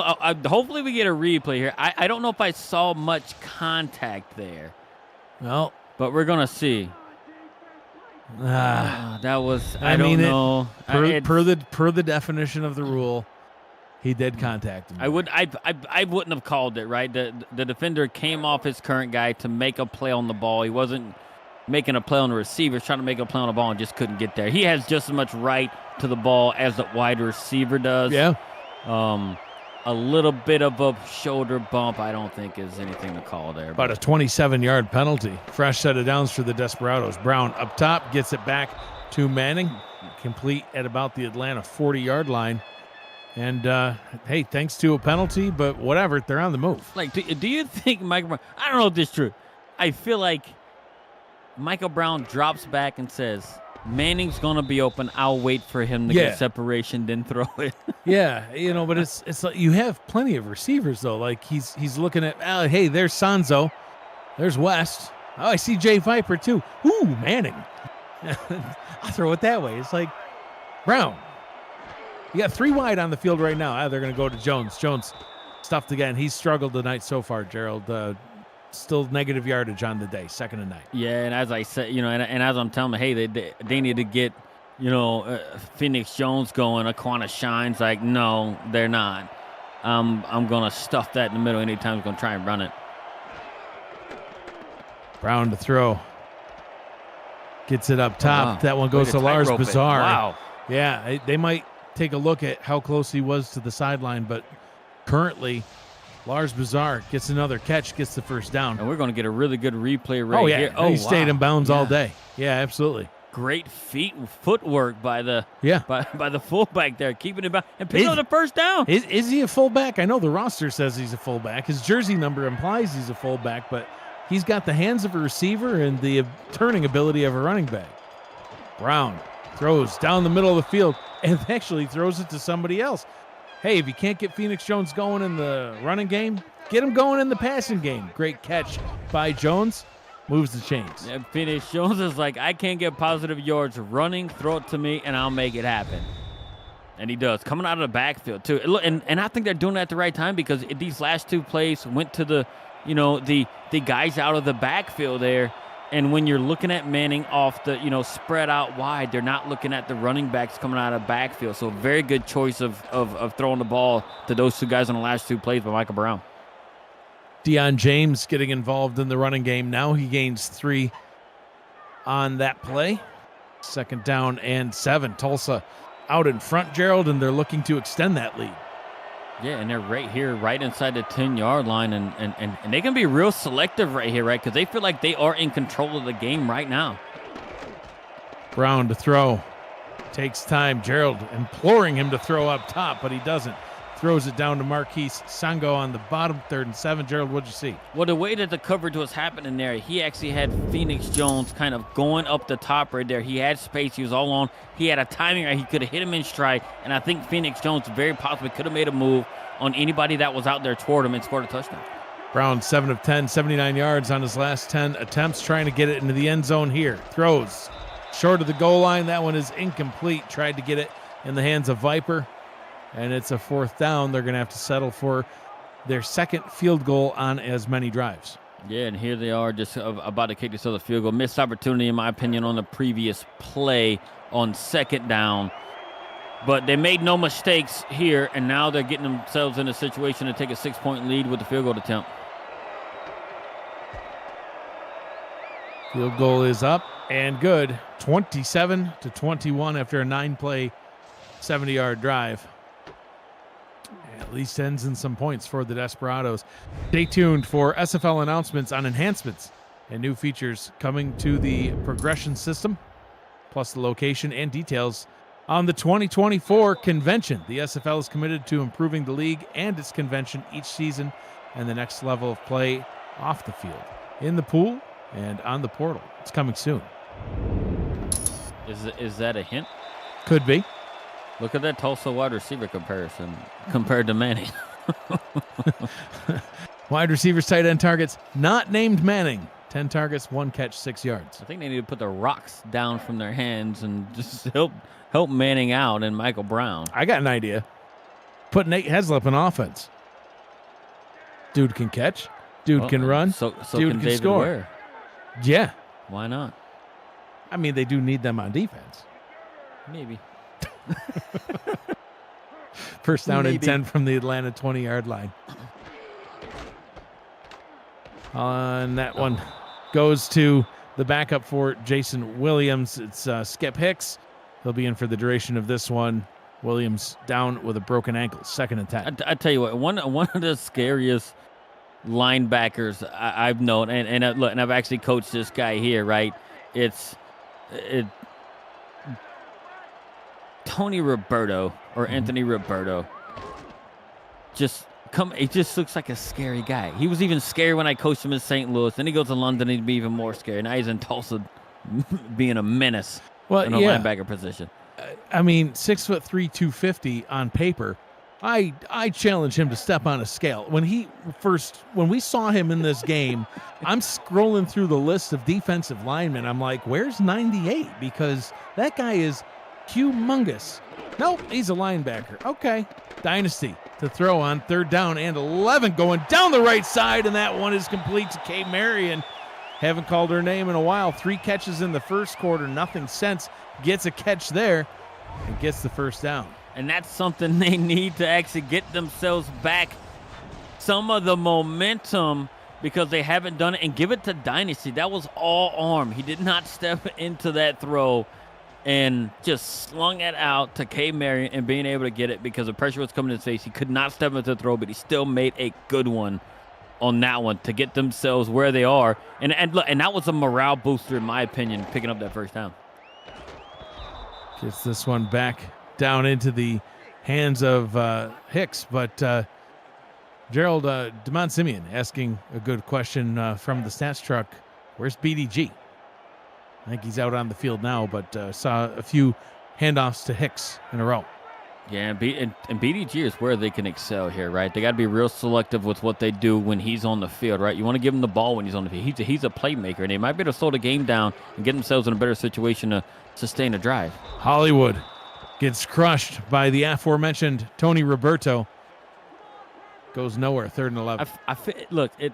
This is not, I feel like he's the boogeyman of the defense right now. Because like just when, BDG looked like he was, searching for a place to go, here comes the boogeyman and brings him down to the ground. And Tony Roberto. All 4 receiving options up top. Oh, there's one to the bottom too. 5 wide for the Swarm. Quick pass, and that one is incomplete. And the Tulsa defense does it again. 4th down. Atlanta's going to have to punt.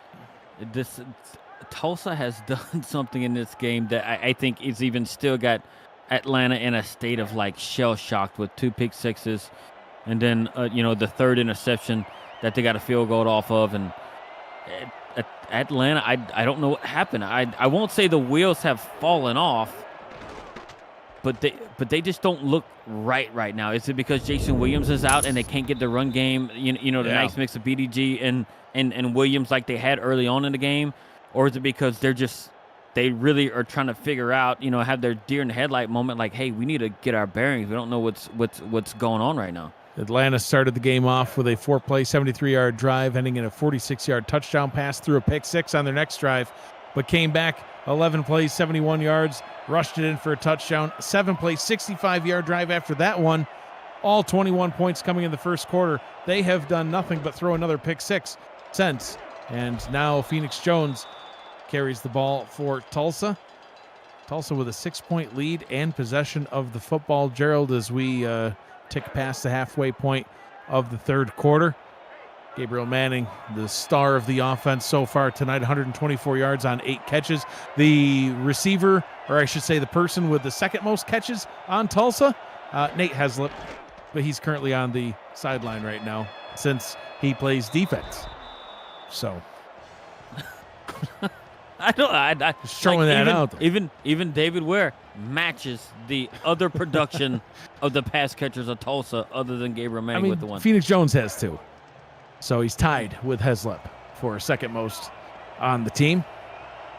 We'll see if the ball gets spread around more. But, hey, when you got a guy like Manning, you use a guy like Manning. 3rd down and 4. I'd be watching for him here.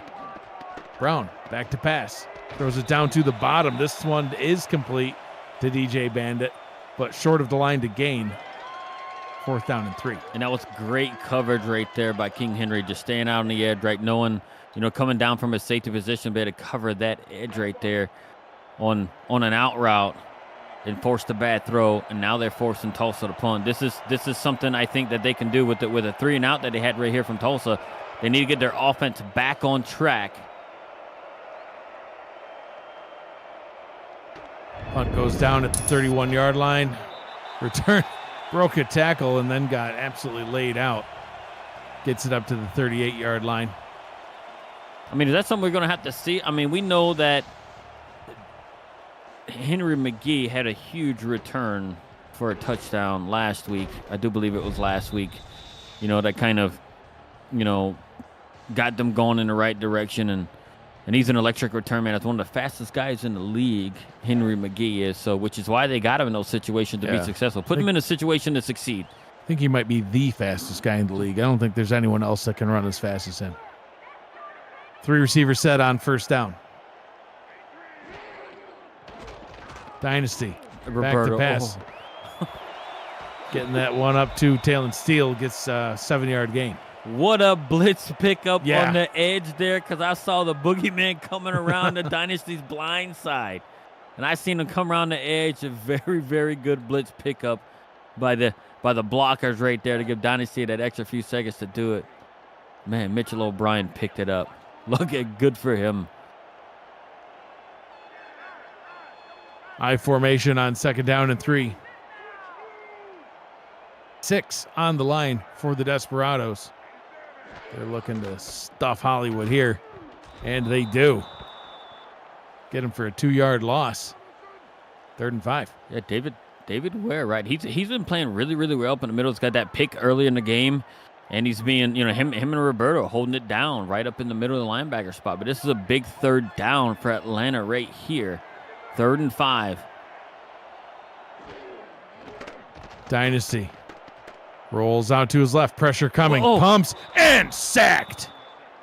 A 6-yard loss on the play as Berto de Mora wrecks him in the backfield and brings another Atlanta drive to a close. And I'm not sure what Dynasty was looking at. He pump faked, but then I guess he couldn't see him because he was too focused downfield. Berto coming right at his front side there, and just took the sack.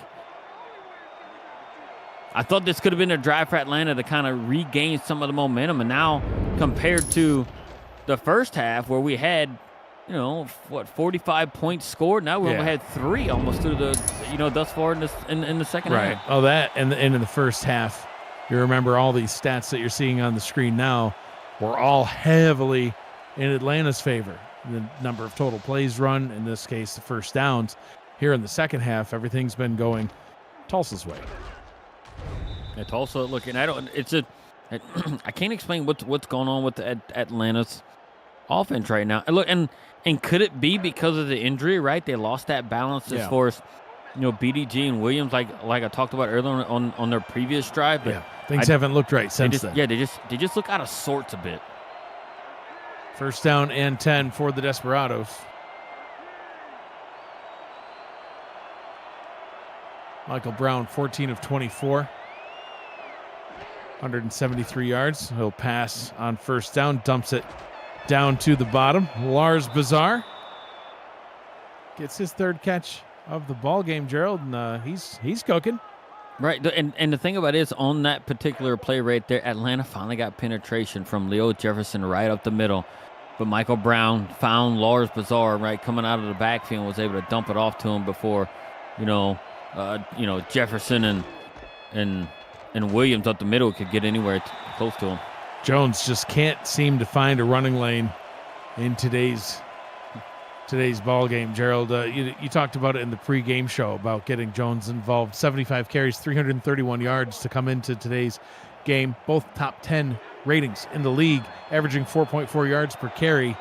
So far in today's game, he has 7 rushing attempts for 1 yard.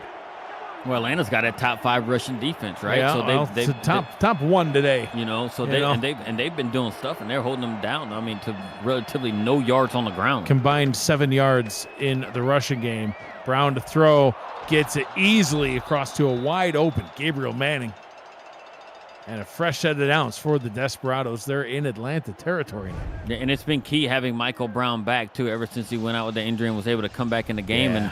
And the offensive line is actually doing better at protecting him now. Probably sat him down, said, guys, don't let me get hit. I can't take much more. And his offensive line is protected and Gabriel Manning, right, coming right over the middle. Looked like somewhat of a man coverage right there, and he's been getting the best of those man coverage situations. 17-yard gain on the play for Manning.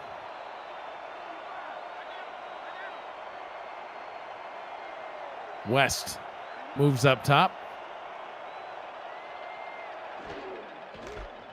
Ball is handed off. Dion James trying to help in the running game. Lars Bazar, 33 receiving yards tonight. It is a career high for him in the 4K23 era of SFL football. Yeah, well, when you're a fullback, you're not typically split out, but right when the DBs are just concentrating on Gabriel Manning and down the field, it does leave those lanes open in the flats for the running backs and fullbacks to play a little bit. Final play of the third quarter goes once again to Gabriel Manning, and he gets another first down for the Desperados. I don't know how he gets open so much. He's just that good. He plays it, and Michael Brown multiple good moves there. He just has an eye for Manning and waiting for him to get open and throw it, and he was throwing it on the run there. 3 quarters in the books. 10 minutes remains here from Atlanta. Tulsa out in front, 27-21. You're watching the Simulation Football League presented by APM Music on YouTube. The Simulation Football League is intended for the private use of our audience. Any rebroadcast, retransmission, or account of the game without the express written consent of the league office is prohibited. Put your fours up in the chat. Click the like button on the screen, or smash it, as the league advises you to do. Smash that PC screen. Just seems aggressive. Or TV. Yeah. Don't smash your TV. A bunch of 49ers fans did that after the Super Bowl. Ridiculous. What? He caught that? Sure did. Hashtag throw it to the tight end. DJ Bandit. Double covered. Doesn't matter. Gets the first down. And he had a case of the dropsies this game early on. He did. And I don't know how Michael Brown fit that in that spot. Look at this. Whew. Oh, dude. That Tight was coverage. That was a dangerous throw with King Henry in coverage right there. I don't know. Brown getting things done. 18 completions, 233 yards. He's been sacked a couple times, but he does have a touchdown. The team stats starting to even out a little bit, at least in total yardage. Brown is fumbled, picked up by the O-lineman. Run, big fella. He gets tackled for a loss of 9, but what could have been devastating ends up just being a pretty sizable loss, but does not kill the drive. They're still in scoring range. Very fortunate for Tulsa there. Billy Ray Valentine come jetting right through 2 guys. It's like the guard didn't know if the tackle was going to block him, and the tackle thought the guard was going to block him, and Billy Ray Valentine split both of them untouched. James Williams, the tackle, with the recovery. 5 wide on second down. Brown to throw, goes over the middle, gets it to Manning, gets most of that yardage, well, all of that yardage back, +5. They're down at 4. And Billy Ray was hungry again. Look at him beat the left tackle, but gave Michael Brown just enough time to find Gabriel Manning at the 5-yard line now. They're down and 4. Tulsa with a 6-point lead, getting ready to add some more points on. 10 receptions, 170 yards. He didn't even break the 100-yard mark last week. Gerald gets well past it this week, on pace for over 200. They're down and 4 now. Yeah, it's an opportunity right here. I would take a guess that they're going to try and throw here. It's an opportunity for Atlanta to maybe pick a ball off. Manning and Robinson down to the bottom. Brown decides he's just going to run it in himself. No, slides short of the goal line. Oof, 4th and 1. He saw the moose. Moose Papa now waiting for him from his safety position. Michael Brown says, I better get down. Oh, man, I would like to see Michael Brown try and make a little bit of extra effort to get in there. Field goal is up and good. Atlanta now trailing the Desperados by 9. A 2-score game on what, at the end of the first quarter, looked like all Atlanta. Just shows how quickly things can change. Now Atlanta's looking up at the scoreboard. They've got to score. They've got to stop Tulsa and then score again. And, man, after the first quarter, they haven't shown that they can do that. No, and after the first quarter, Tulsa has been on a 23-0 run of points against Atlanta. Well, here could be some points now. He's gone. Breaking Henry away, McGee. crossing midfield, only the kicker to beat. No, he gets tackled by Ike Charlton. One of the corners on special teams. I thought for sure McGee was gone there. Me too. Are you sure it was a corner? Or did he come off the sideline? Was he just actually out there? Was there 12 players on special teams? Everybody was bottling up right here, and he just took off. He had the Man, speed. look at him turn on that speed. Oh, man, if it wasn't for that guy, Atlanta could be looking at only being, about 2 points down. Charlton was able to set a nice angle on that one. Atlanta's last 5 drives, Gerald, they punt, threw a pick 6, threw another pick, another punt, and another punt. They need to not have a repeat of any of that. No. Down by 9, less than 8 minutes to go in the game. They got to get points on the board. BDG Hollywood, that's a good way to get there. 2nd down and 3, he gained 7 on the play. Yeah, I think right here, and then once they get BDG a breather right here, right? Like like we said, they like to mix up. Look at the yards today with BDG. He is 5 yards a carry. That's a first down every 2 touches by him on the ground. Yeah, 18 carries compared to the 17 pass attempts by Dynasty. With this rushing game that you have, you'd almost want to see more rushing attempts going to Hollywood than even that. They get this one down to Hicks. Hicks stopped just shy of the line to gain 3rd and 1. So hypothetically, say they gain nothing on this next play, maybe even lose a yard. Are we in 4-down territory already? I do believe we are. 1 or 2 scores down, and Tulsa has cleaned their offense up, and they don't seem like they're going to be turning the ball over anytime soon. And you're going to have to put points on the board because Tulsa can score pretty quick, I think, here. So I do think you are, because and all that. I mean, you haven't done nothing really since the first quarter from Atlanta, so may as well try. Yeah, you might as well just keep your offense out there and down to do it. Hollywood says all that analysis doesn't matter. We're in field goal range now. 1st down for the Swarm. I don't know how he got. He looked like he was kind of caught in the backfield a little bit, but he's able to kind of finagle his way through it and actually, get himself 100-yard rushing on the day, while picking up his team the 1st down. Yep, cracks through the 100-yard mark on the day, 103 now. That pass down the left sideline, Dynasty throwing, trying to hit it to Boo Medium Rare Chisholm. We haven't been able to call his name yet, Gerald, other than the initial lineup. Yeah, he's just forgotten. I mean, you got guys. I mean, they got our lead talent still, K. Marion. And Kyle Fenimore has been the, focal points this game so far. 2nd down and 10 from the 29. Dynasty. Oh, no. Again. No, he's sacked. Brought down by David Ware. Firing into the backfield. 3rd down and 15. Gerald, they might be, that might have knocked them outside of field goal range now. Sammy Steele, he's got quite a leg, but I think they're back at their own 30. Let's see where they spot it. We're going to put him at the 34. Yeah, I mean, that's on the edge. Yeah, Dynasty had nowhere. He had nowhere to go with the ball. He had nowhere to move. David Ware came right up there after, defensive lineman created a situation for him to just go right up the middle. Now this is going to be a tough 3rd down. If they can get 4 or 5 yards, I think they get themselves in field goal range at least go for half of it here. You don't have to get this whole thing. Now they're going for the whole thing. Wow, and they get it! Kyle Fenimore. Oh, a huge catch for the Swarm. This drive stays alive. What a throw by Dynasty across his body and across the field. I don't even know how he got the ball that far. Yeah.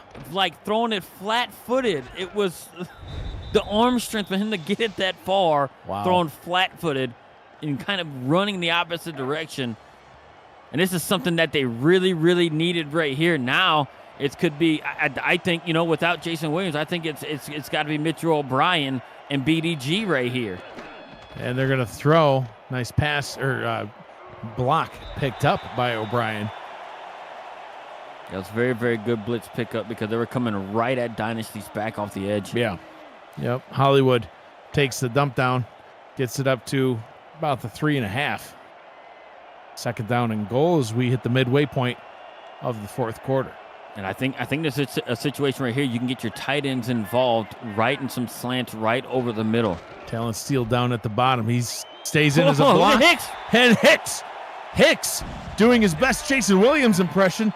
Dives across the goal line. Touchdown. Swarm. They cut it down to a 1-score game. The blocking right there by the tight ends on the edge created the space for Hicks to have all the room he needed to be able to get in there and for him to jump right into the end zone. What a drive, and what a third. It all goes back to that third down pass by Dynasty, flat-footed, throwing it across the field. And Finnemore being able to haul it in. Yeah, and it was in tight coverage. Wow, what a drive put together. Now they're in a situation where they can just, kick it down the field and play defense, but they're going to have to key on Gabriel Manning and find a way to stop him from catching the ball. For sure. I mean, it was not bad coverage by Cameron Shaw. He was, literally touching Finnemore when he caught that pass. It was just a great play by the Swarm offense, both through Dynasty and Finnemore. APM Music is unrivaled music to bring your stories to life, inspiring every production with the world's most robust and constantly refreshed music collection, state-of-the-art technology, and world-class customer service.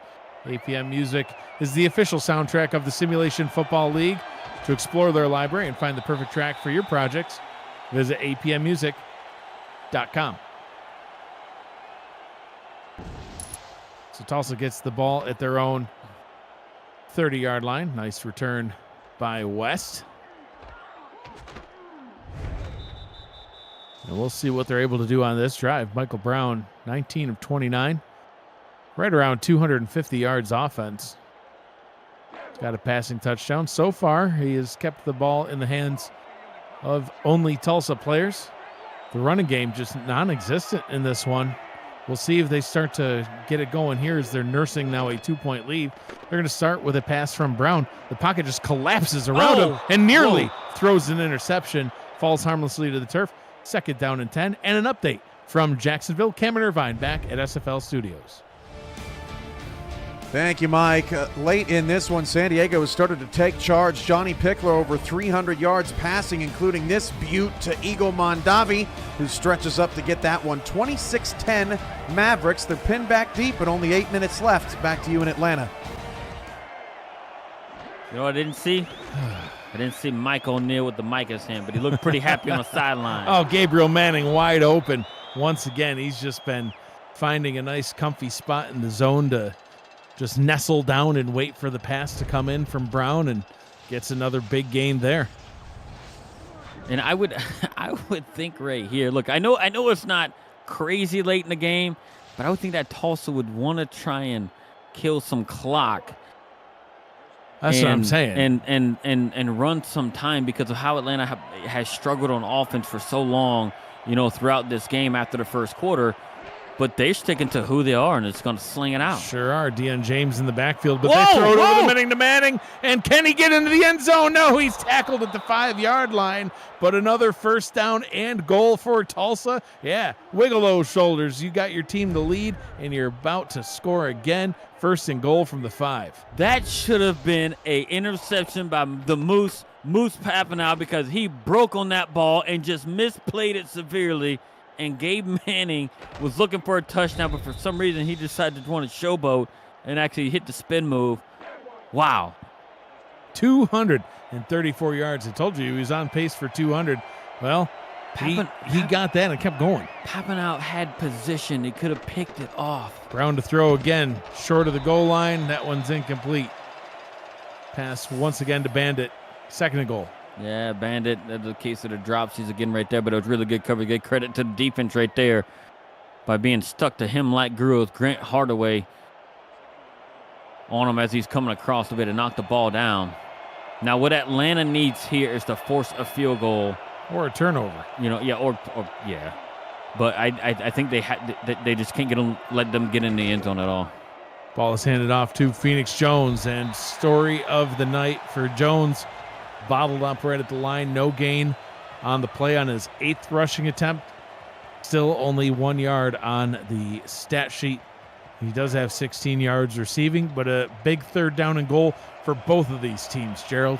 Opportunity to go back up by 2 scores for Tulsa. Opportunity to keep it a 1-score game for Atlanta.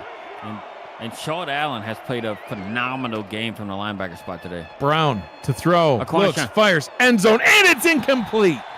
Tried to go back down to his favorite target of all time, Gabriel Manning. Ball looks like it hit him in the hands, Gerald. I wonder if, we will get another look at it. Yeah, and Aquana Shine had a delayed, blitz right there going right up in the middle, got right in the face of Michael Brown, and did that affect Michael Brown, the trajectory of the ball a little bit? Maybe. And and calls Gabriel Manning to lose a little bit of focus on the catch there. But very good defensive series as they got down right there by Atlanta to give themselves a chance once the offense gets back on the field with just over 3 minutes to go. Last time that Tulsa scored a touchdown was all the way back just at the beginning of the second quarter. A 6-play, 80-yard drive ended in the second quarter. Actually started with 5 seconds to go in the first quarter. They worked their way down the field. They got a touchdown. They haven't gotten a touchdown since, Gerald. They've scored some points off turnovers, but it was a field goal. They scored on their first drive of the second half, but it was a field goal. They scored on their first drive of the fourth quarter, but it was a field goal, and then they scored just again. Another field goal. Death by 1,000 paper cuts. Otis Boudreaux style, some would say. But they got the lead, but they're nursing a small one now. Atlanta back with the football. Yeah, and I think Tulsa has shown that their defense can step up and actually, stop Atlanta from moving the ball, but they're going to have to step up a bit more here, right? Because Atlanta looks like they're still going to try and run their game here with just over 3 minutes to go. And Dynasty comes out firing. Wow. I love that play. Very short drop, quick throw right up the seam to the tight end. Talon Steele gets the catch, moves the chains. The route run by Talon Steele, his release off the line, and his route run right there was perfect for a Dynasty to hit him in stride. I don't think we could have asked from a better route from a tight end, especially how quick he wanted to release the ball. 2 costly pick sixes and a third interception thrown as well by Dynasty. But he's still got his team in this game. 2 minutes, 42 seconds to go. A touchdown gives them the lead. A field goal really does them no good. Throw up top. That one is complete, but only for a gain of 2 yards. Kay Marion getting another catch, her 5th on the day. Yeah, I think it was a designed flat route right there, but very good by the Atlanta offensive line and the backs back there to be able to pick up that blitz coming. I think if Kay Marion could have cut up, I think there was nobody back there to potentially catch her if she would have got separation. The formerly lopsided stats now looking pretty good, and that one incomplete as he tried to get that one up top to Arlette. A big 3rd down and 8. So I'll ask again, are they in 4-down territory now? I don't think they are right now. With the timeouts? Because they have the timeouts, so they can't pick it up. Chances are this is going to be a passing situation. It's very likely going to be an incomplete pass. It's not going to be a 2-minute warning, so they technically have 4 timeouts, so they can punt it away. 3 of 11 on 3rd down. Trying to convert this one down the right sideline, and that one is incomplete. And another 4th down for the Swarm. It's going to be Atlanta now 6 of 11 on 3rd down. And we're going to see if they're going to punt here on that, with what they had and they're not. No, they are going to go for it. I don't know if it's a terrible idea. If they don't get it and they force a field goal, they're still only they're still down by 8. If they don't pick this up and they have Tulsa kick a field goal, they're still down by 8. So it's still a 1-score game, but it's a huge chance. Big call here. Dynasty to throw. Quick pass over the middle. Incomplete. Henry McGee had his hands on the ball. Couldn't haul it in, and it's a turnover on downs. It was in scoring range almost. Right. I felt like it was a good throw. I agree. Hit him right in the hands. Yeah, you got to haul that in. Hands on. He's got to bring it in. You got to help your quarterback in that situation. But McGee is a young wide receiver here. Oh, well, now the Atlanta defense has got to step up right here. I don't think Tulsa's on the edge of field goal range here at the 35. I think we're going to see Phoenix Jones and can Phoenix Jones close this game out?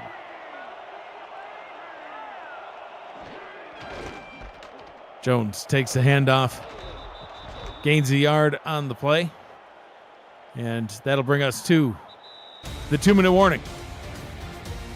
So Tulsa out in front, possession of the football, nursing a 5-point lead. You're watching the Simulation Football League presented by APM Music on YouTube. Phoenix Jones, 9 carries, 2 yards. We'll get some more opportunities here. I would expect to see them just run to get in field goal range and make it an 8-point game. or maybe throw it to Manning. Keep an eye on him going down to the bottom. And they have to. And what a way to kind of separate the DB from floating the box and getting Manning out there. They will hand this one off to Jones. We'll gain a couple more, and Atlanta burns their first time out of the ball game.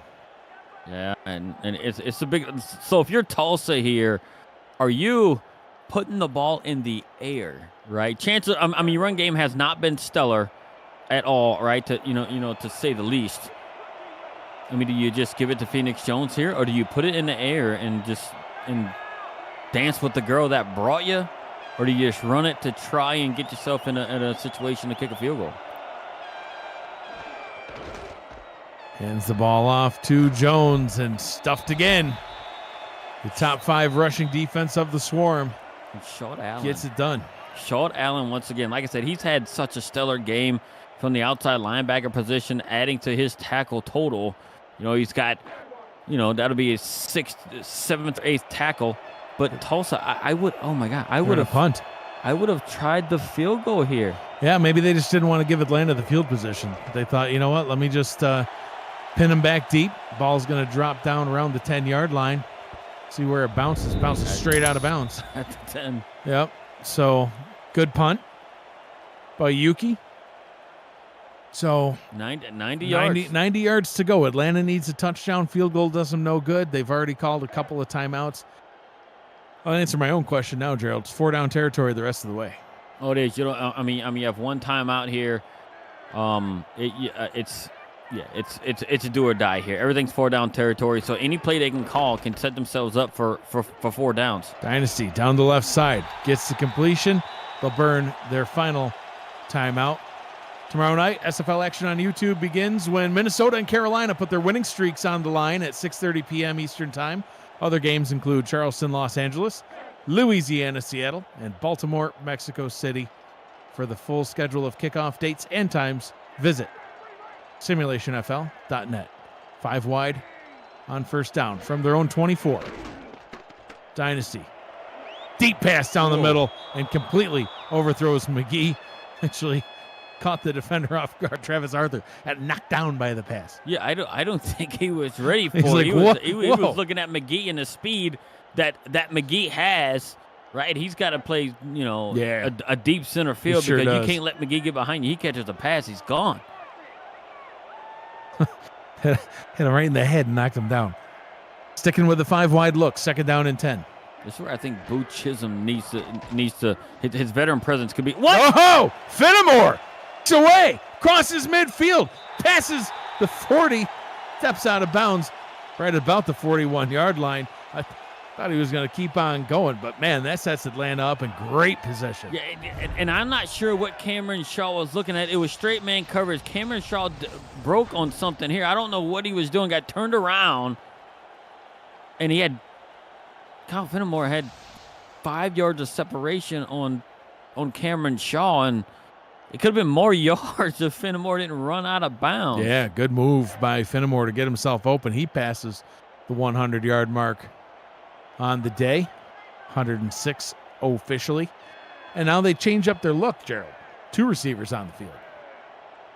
And I'm not sure I like this alignment right now. I mean, because it causes the box to get crowded here. And the way Tulsa's been playing, they've been sending players off the edge. Pressure coming on the left side. Wow. Doesn't matter. Gets the completion up at the 30-yard line, and they're going to be content, to huddle back up. Right, and that was a guy we have not seen catch the pass, at number 87 coming in to spell one of the wide receivers there. But what a catch by him off the bench. They were coming right off the edge to attack Dynasty there. Inside the 30, Dynasty throws once again over the middle. That one's incomplete. Tried to hit Steele, 2nd down. And Talon Steele has been Dynasty's favorite target today from the tight end position.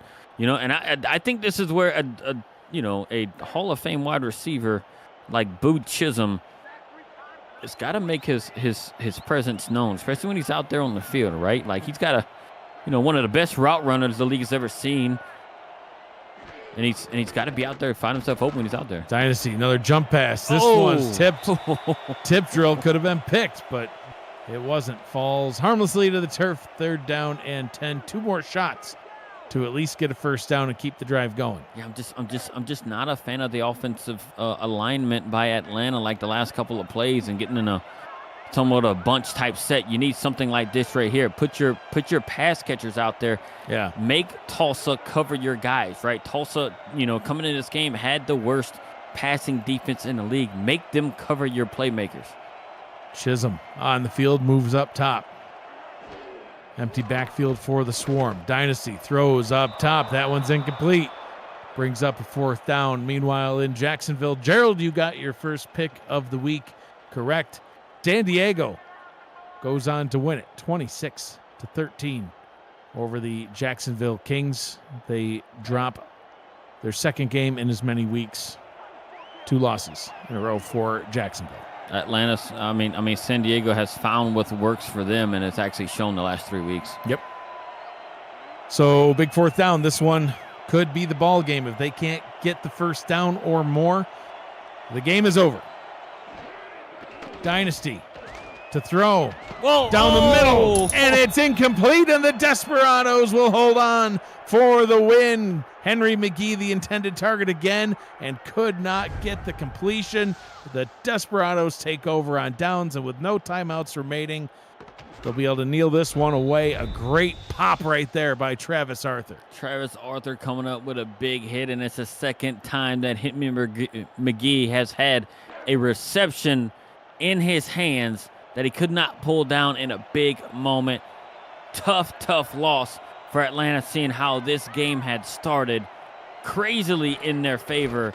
And credit to Tulsa for sticking with it, right? When it just looked like they just couldn't get out of their own way offensively, they stuck with it. Their defense helped them out, giving them 14 points on pick sixes. And they actually grinded it out. They sure did.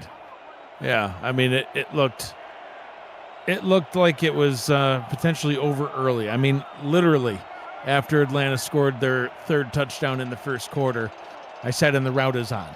And, well, just like you had to eat your words about Carolina's defense last week, I got to eat my words because the route was not on. No, Atlanta was looking so good at that time, and it seemed like it started to kind of unravel for them with the injury to Jason Williams. I mean, Yes. did the injury get in their head and figure out, hey, look, we can't do what we want to do in the running game?